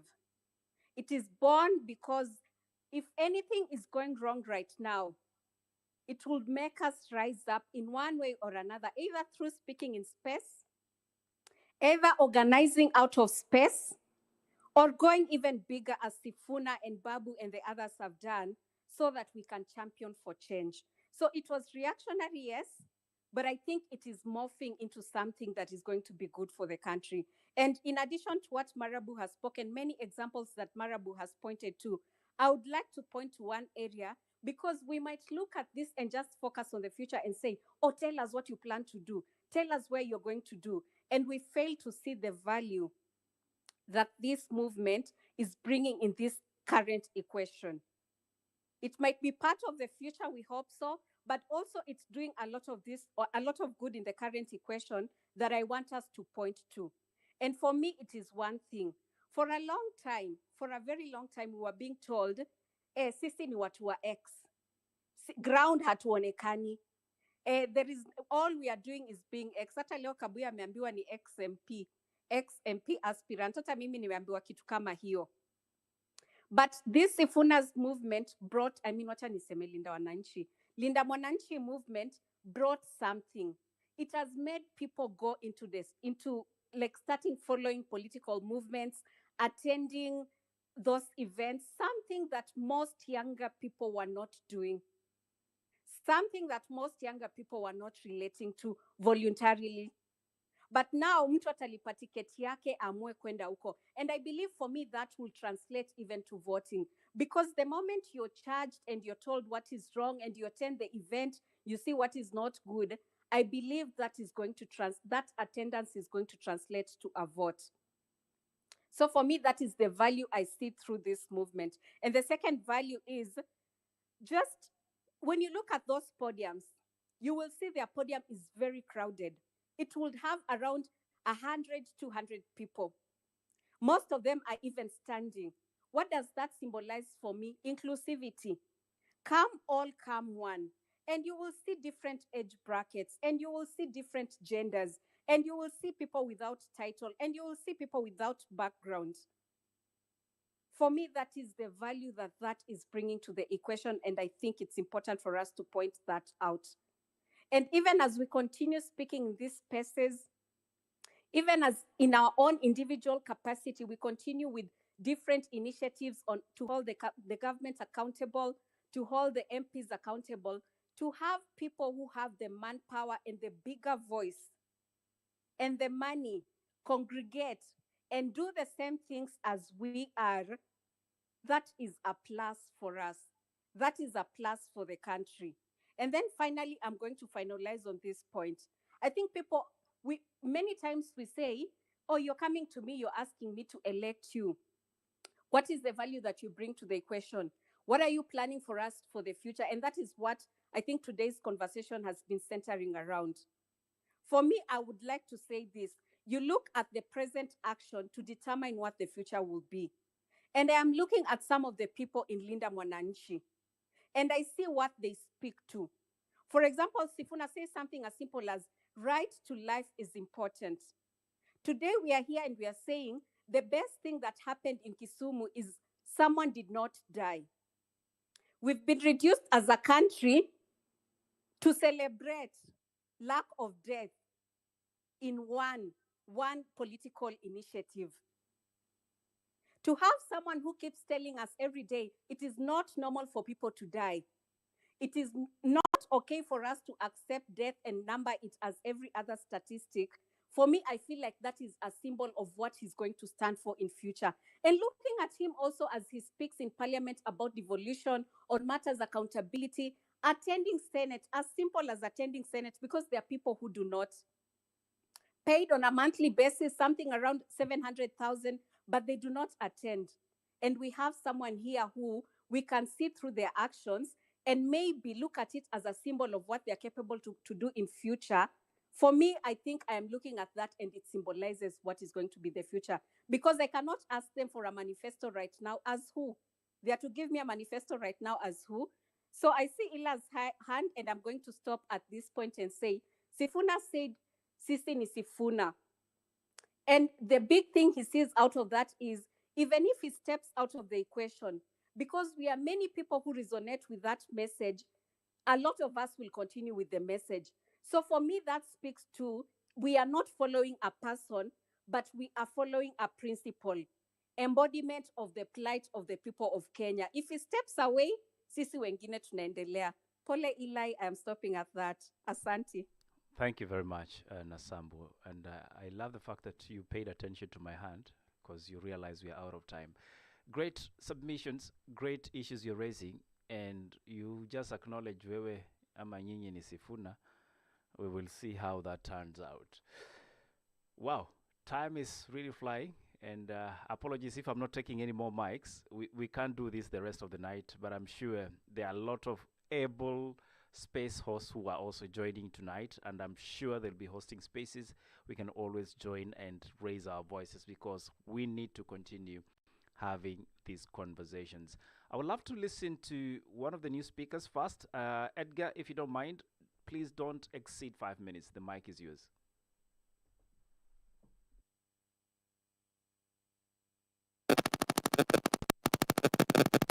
Edgar, check your mic, please, kindly.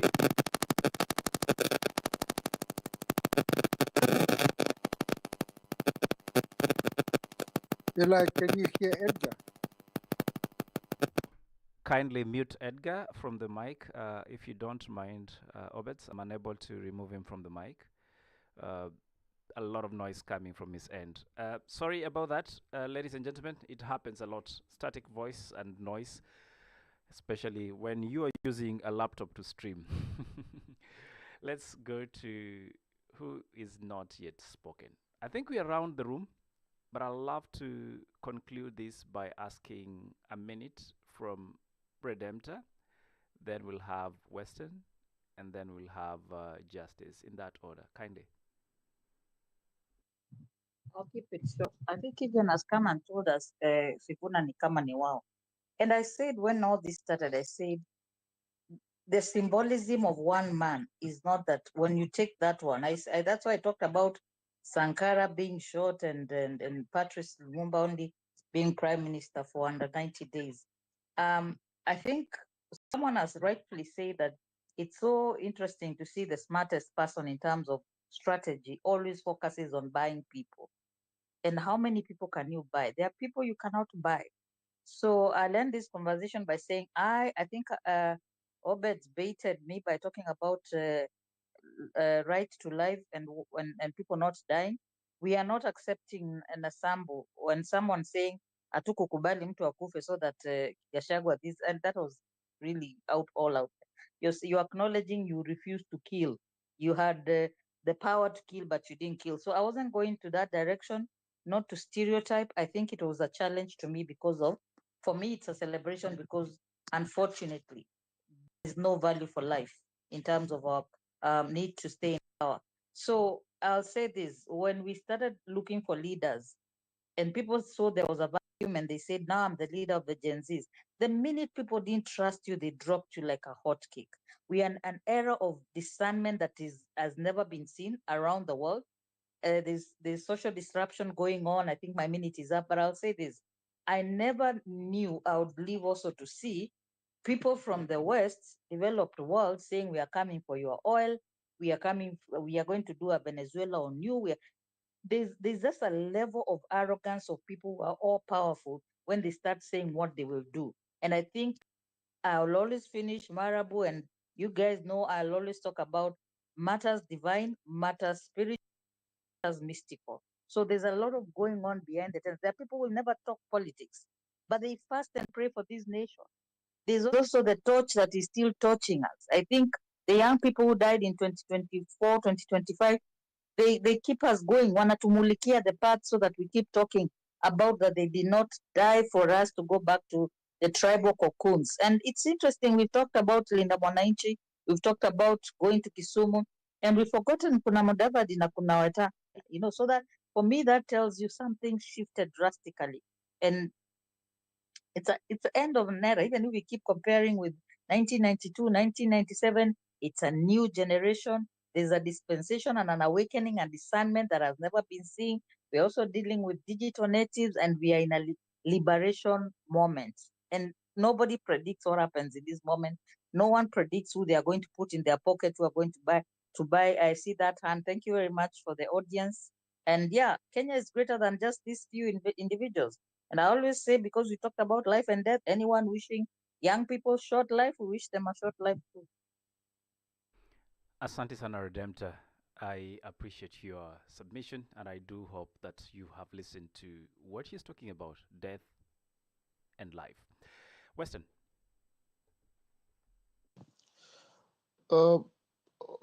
Is it Eli? Eli, somebody cut me short when I was speaking.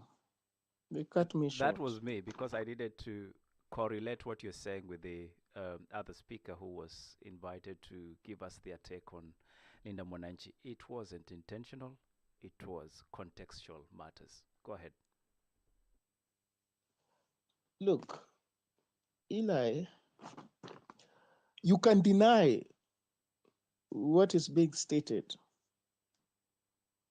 through assertions, not by providing any evidence. Let me ask you, go to Sierra County and give me a report of James Orengo's tenure of office as governor. Go to Sierra. Just go to Sierra. Yeah, he's exemplary. He's teaching young people on how to do politics, how to govern. Go to Sierra. Or if you don't want to go to Sierra, go to the Auditor General report. James Orengo's tenure record as governor of Sierra. Pathetic. Extremely pathetic. It's one county, and I have it on authority. People were hired the other day, even some who didn't even show up for interview. They were hired. The EACC had to intervene, and some of those people were offloaded. These things are there in the public domain. Yeah, he's exemplary. He can replace this government and will show us how to govern, clean governance. Okay, it's fine. Oparanya, go to Kakamega. Didn't he have issues with the ESCC? So anybody who is opposed to William Ruto qualifies for moral rectitude. No, we can't demolish the bar like that. When it comes to governance, we cannot. And I'm saying, listen when I speak, I'm saying, if you are a secretary general of a political party, Eli Obets, you call your president mediocre. How can you work together? Tell me. You are a deputy president. You call the president mediocre or foolish publicly. How can the two of you continue working together? And you, how can you say this person is being victimized? How can you say that? He's being victimized by who? In any organization that is in subordination and will attract sanction in a civilized, normal society. We are cynics. We're just cynics. We are not for Kenya that works. We're cynics. I'm telling you. You don't attend meetings as Secretary General. They put there's a seat for you. You don't show up, but you're busy in press conferences, contradicting party positions. The person is being victimized. Eli Obets. In which society? Help me understand. In which society? Okay, the other person is Rigathi. Okay, did you read the charges against him during the impeachment? Which victimhood are you talking about here? You can face such charges. How many Kenyans can face such charges? Owing to social status, where you say we can sympathize of Eli Obets, I'm saying reactionary that Kabuya was talking about is not reactive. People are responding to him, they're talking about reactive. The word is reactionary, conservative politics. You're opposed to radical change. That's what that word means in the Marxist sense. A reactionary person is a person who is opposed to political and economic change that overhauls the economic architecture and the politics of the society. They are attuned to the traditional way of doing things. Gender studies, they will tell you these are people who are opposed to gender parity. Those are reactionaries, conservative people. It's not reactive. And this is what they are.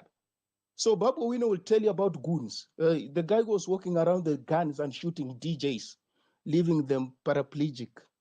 Yeah, you can tell who is a goon and who is not. Yeah, because he favors your politics, Eli, or bets. But you know, you've exaggerated that to Western. say DJs. It was one This DJ. is not about us. Western. It Actually, was one DJ who No, was shot. it's not you. You because you are chairs. I'm not referring to you. No. There's Because you are chairs. something I'm trying to say as well.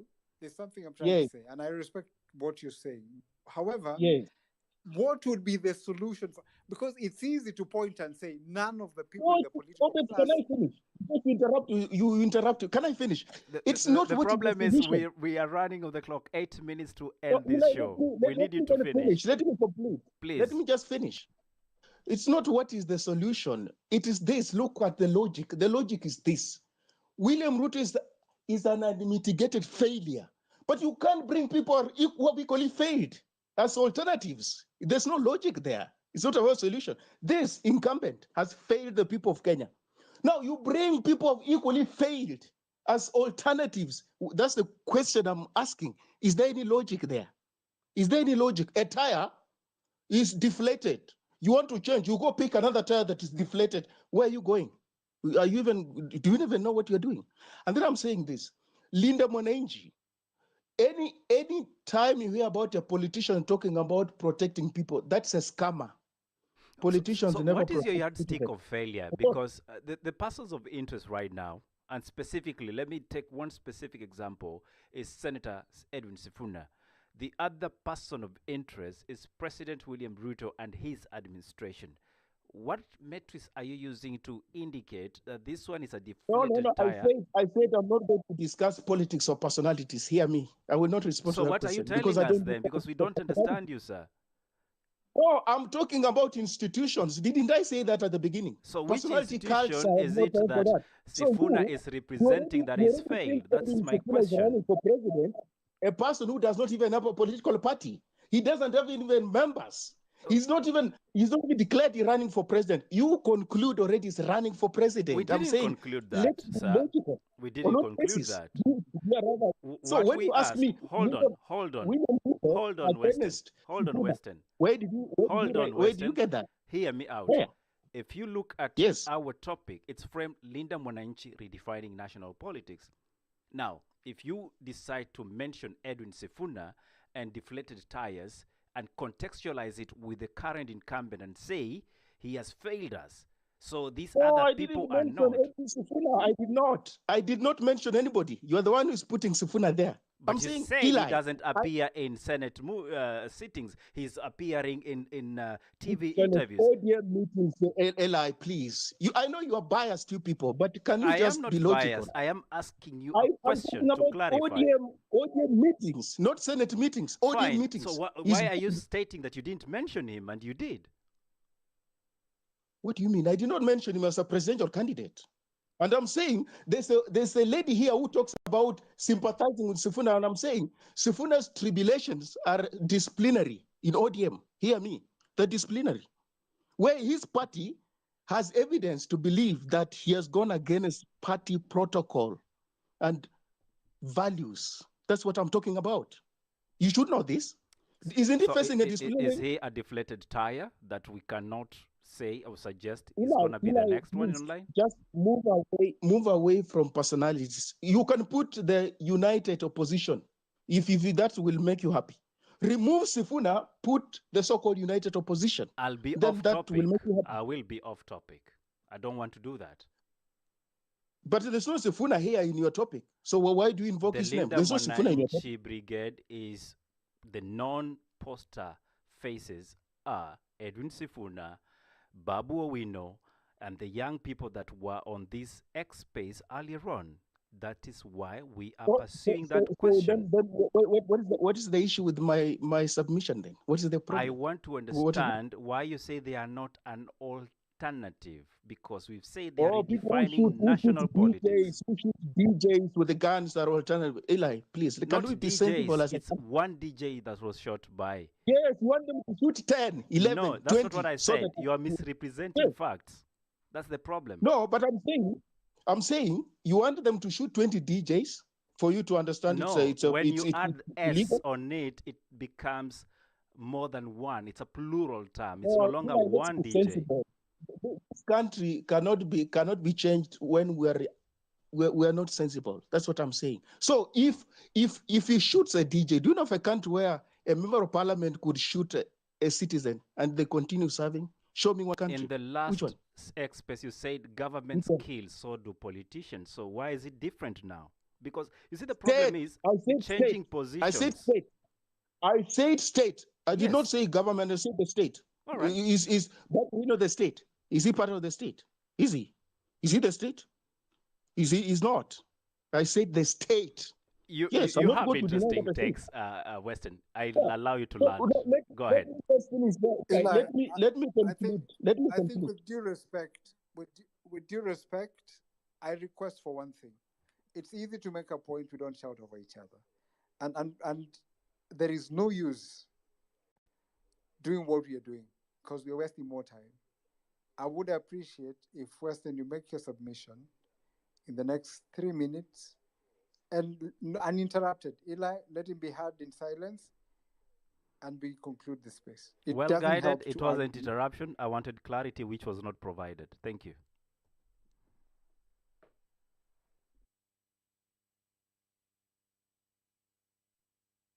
Weston, that's your cue to make your to continue with your remarks and conclude.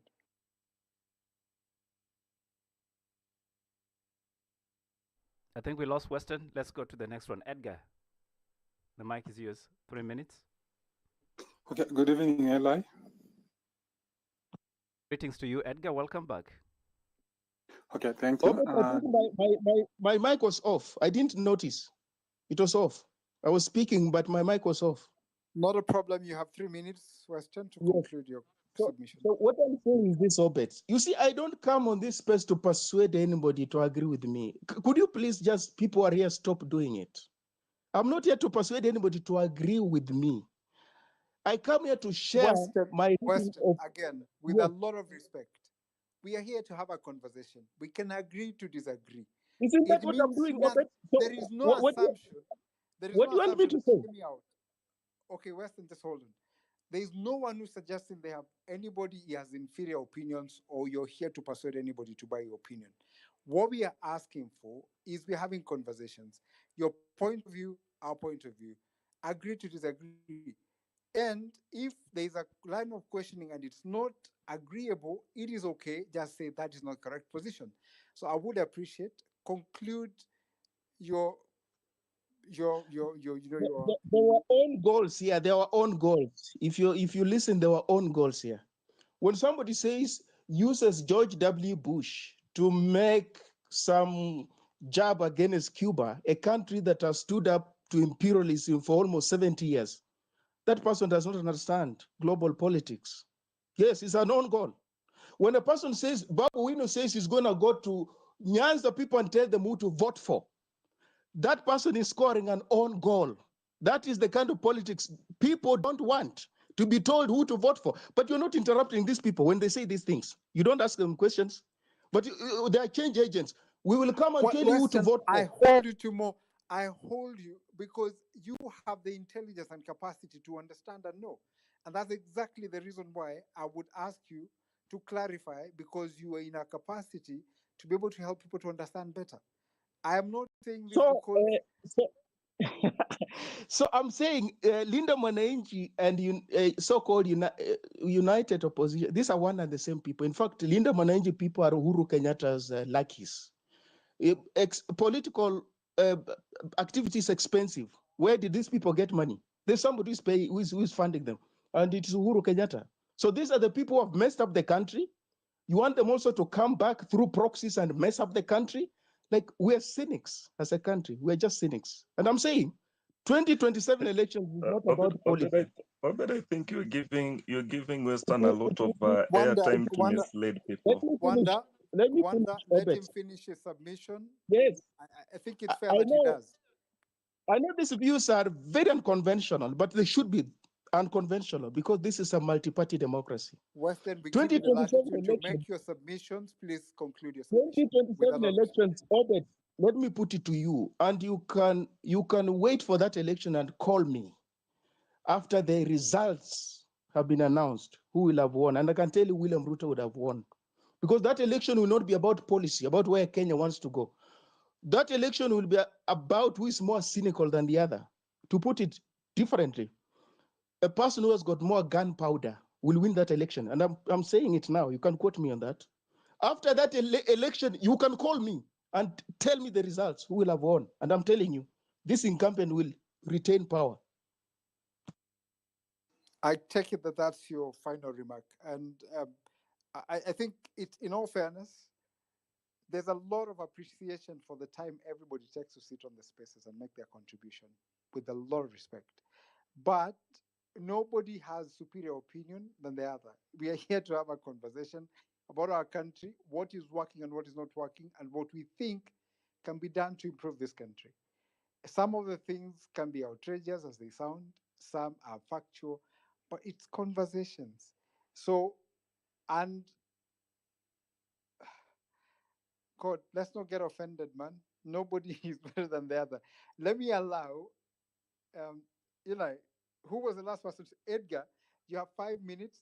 We're concluding the space after Edgar. Okay, fine. Good evening.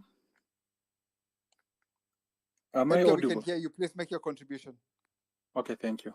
So first, I'm great of what Sifuna and the team are doing. And I think that is the first foot forward, like trying to change how politics are being done in our country. Are they perfect? No, they are not like 100% perfect, but it's the right route that we are taking, trying to see something different. How I pray that they do not join the DCP group and the group, because if they join in, they'll be diluted by that group. whatever might happen, even if it will by the time you're getting into election, even if it's going to split the vote of the opposition, for me, I'll be for it. Let it split, but let's build. Let's build politics and change politics the way we know it. We know it usually. And then the other another concern that I have: can the Linda Mwananchi group create?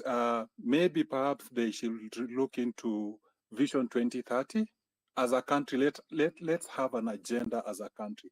In that anyone who's being brought in as a president, they will have to stick to that agenda.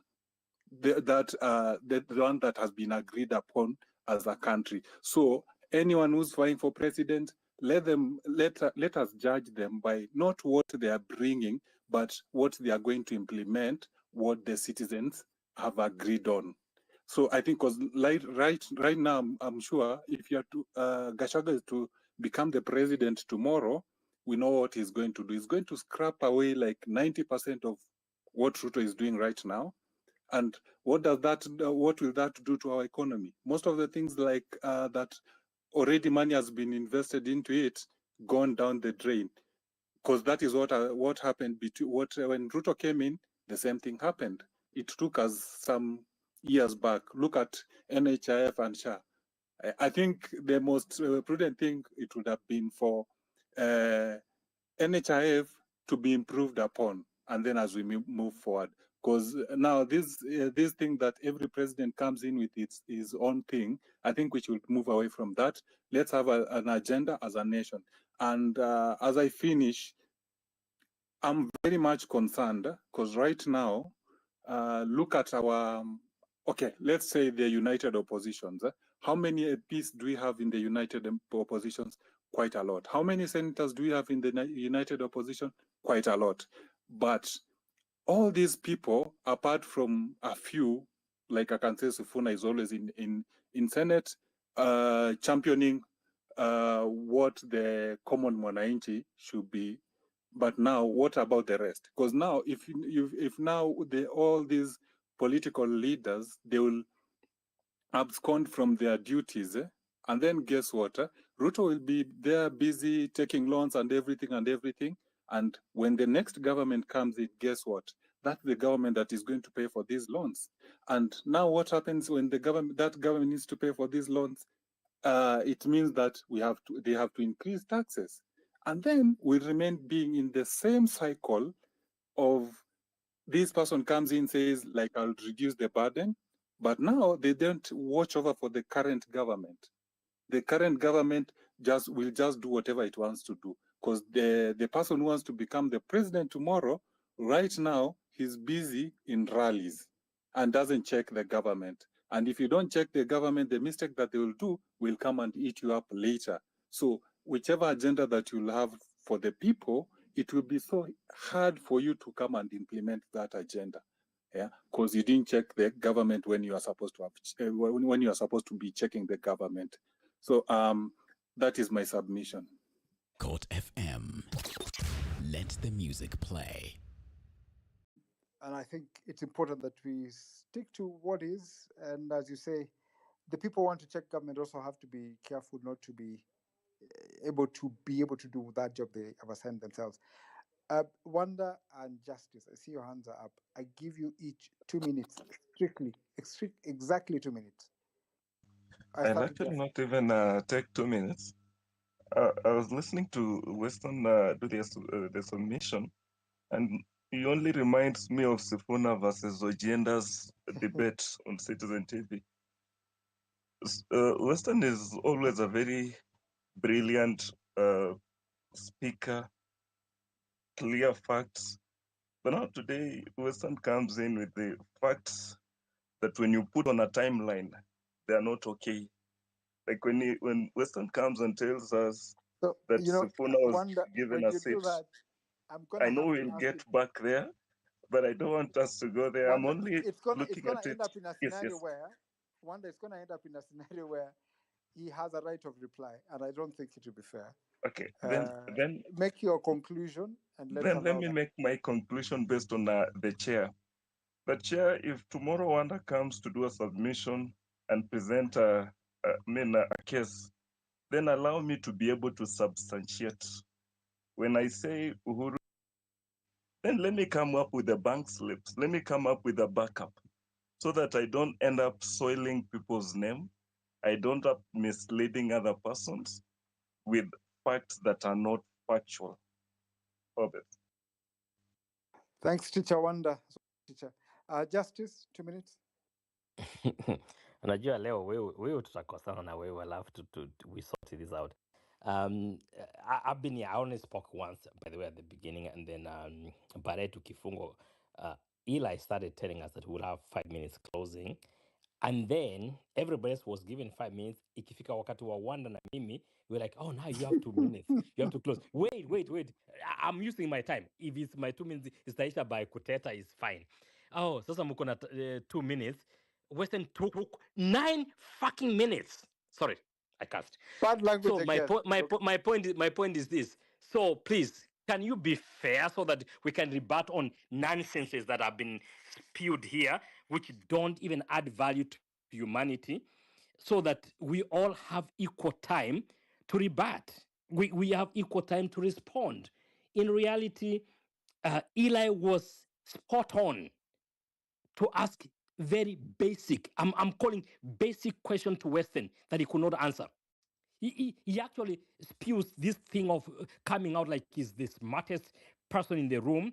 When he's cornered, he gets angry. He gets angry, and then he does not answer to anything. Wait, Can you stop this guy?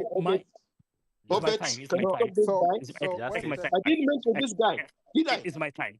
It's my time. Why is he so enraged? Did I mention him? Wow. It's my time. Gentlemen. This guy comes to stress as drunk. He has no audacity. Gentlemen, we cannot do that. You have to hear one thing. Everyone and two contributions. I would not appreciate that this forum becomes a place where people are going to do what you're trying to do. We have run Mizani 254 for a period of time. Justice, you've been part of this and you know. We do not hold brief for anyone. We are not affiliated to any political party, or do we have any sponsors. I would appreciate if it becomes difficult that we cannot have a conversation. I'm okay not having any of you in the space, with a lot of respect. We do this for purposes of conversations. It's been important that we stick to what is correct. I wouldn't appreciate character assassination. Everybody has their viewpoint and it's correct and in order. And because of what has transpired, Eli, with your permission, I say it gets to a point where we appreciate the time and effort taken. Thank you for the contributions. And at this point, allow me to end the space, and we'll have another space another time, and hope we can be more disciplined and respect each other. We start with Mizani spaces and we say, respect every person's opinion. We do. We allow people to make their conversations and contributions. I respect each and every one of you. I've been here, we've been here for almost, we are supposed to do 2 hours. It's midnight in Nairobi. So because of what has happened, I appreciate politics is emotive and people can say what they say. At this point, with your approval and permission, I will end the space, Eli. And thank you so much for your time. It's been a good and wonderful space. Have a lovely night and evening, and wherever you are, good day. Thank you. God bless.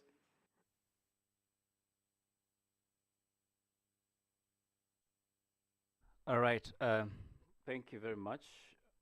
I appreciate you, Obets. I'm trying to get my mic unmuted. All right. Looks like. Thank you very much. I think that was it, and looking forward to the next one. Obeds, you literally muted me too, so I couldn't proceed to make my conclusion. But anyway, this happens a lot, and it is needed to have these conversations because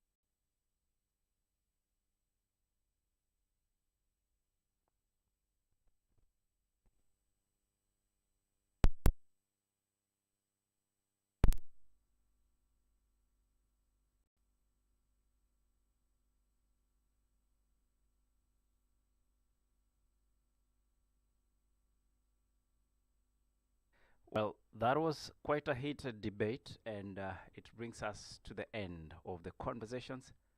Have yourselves a good one. Good night.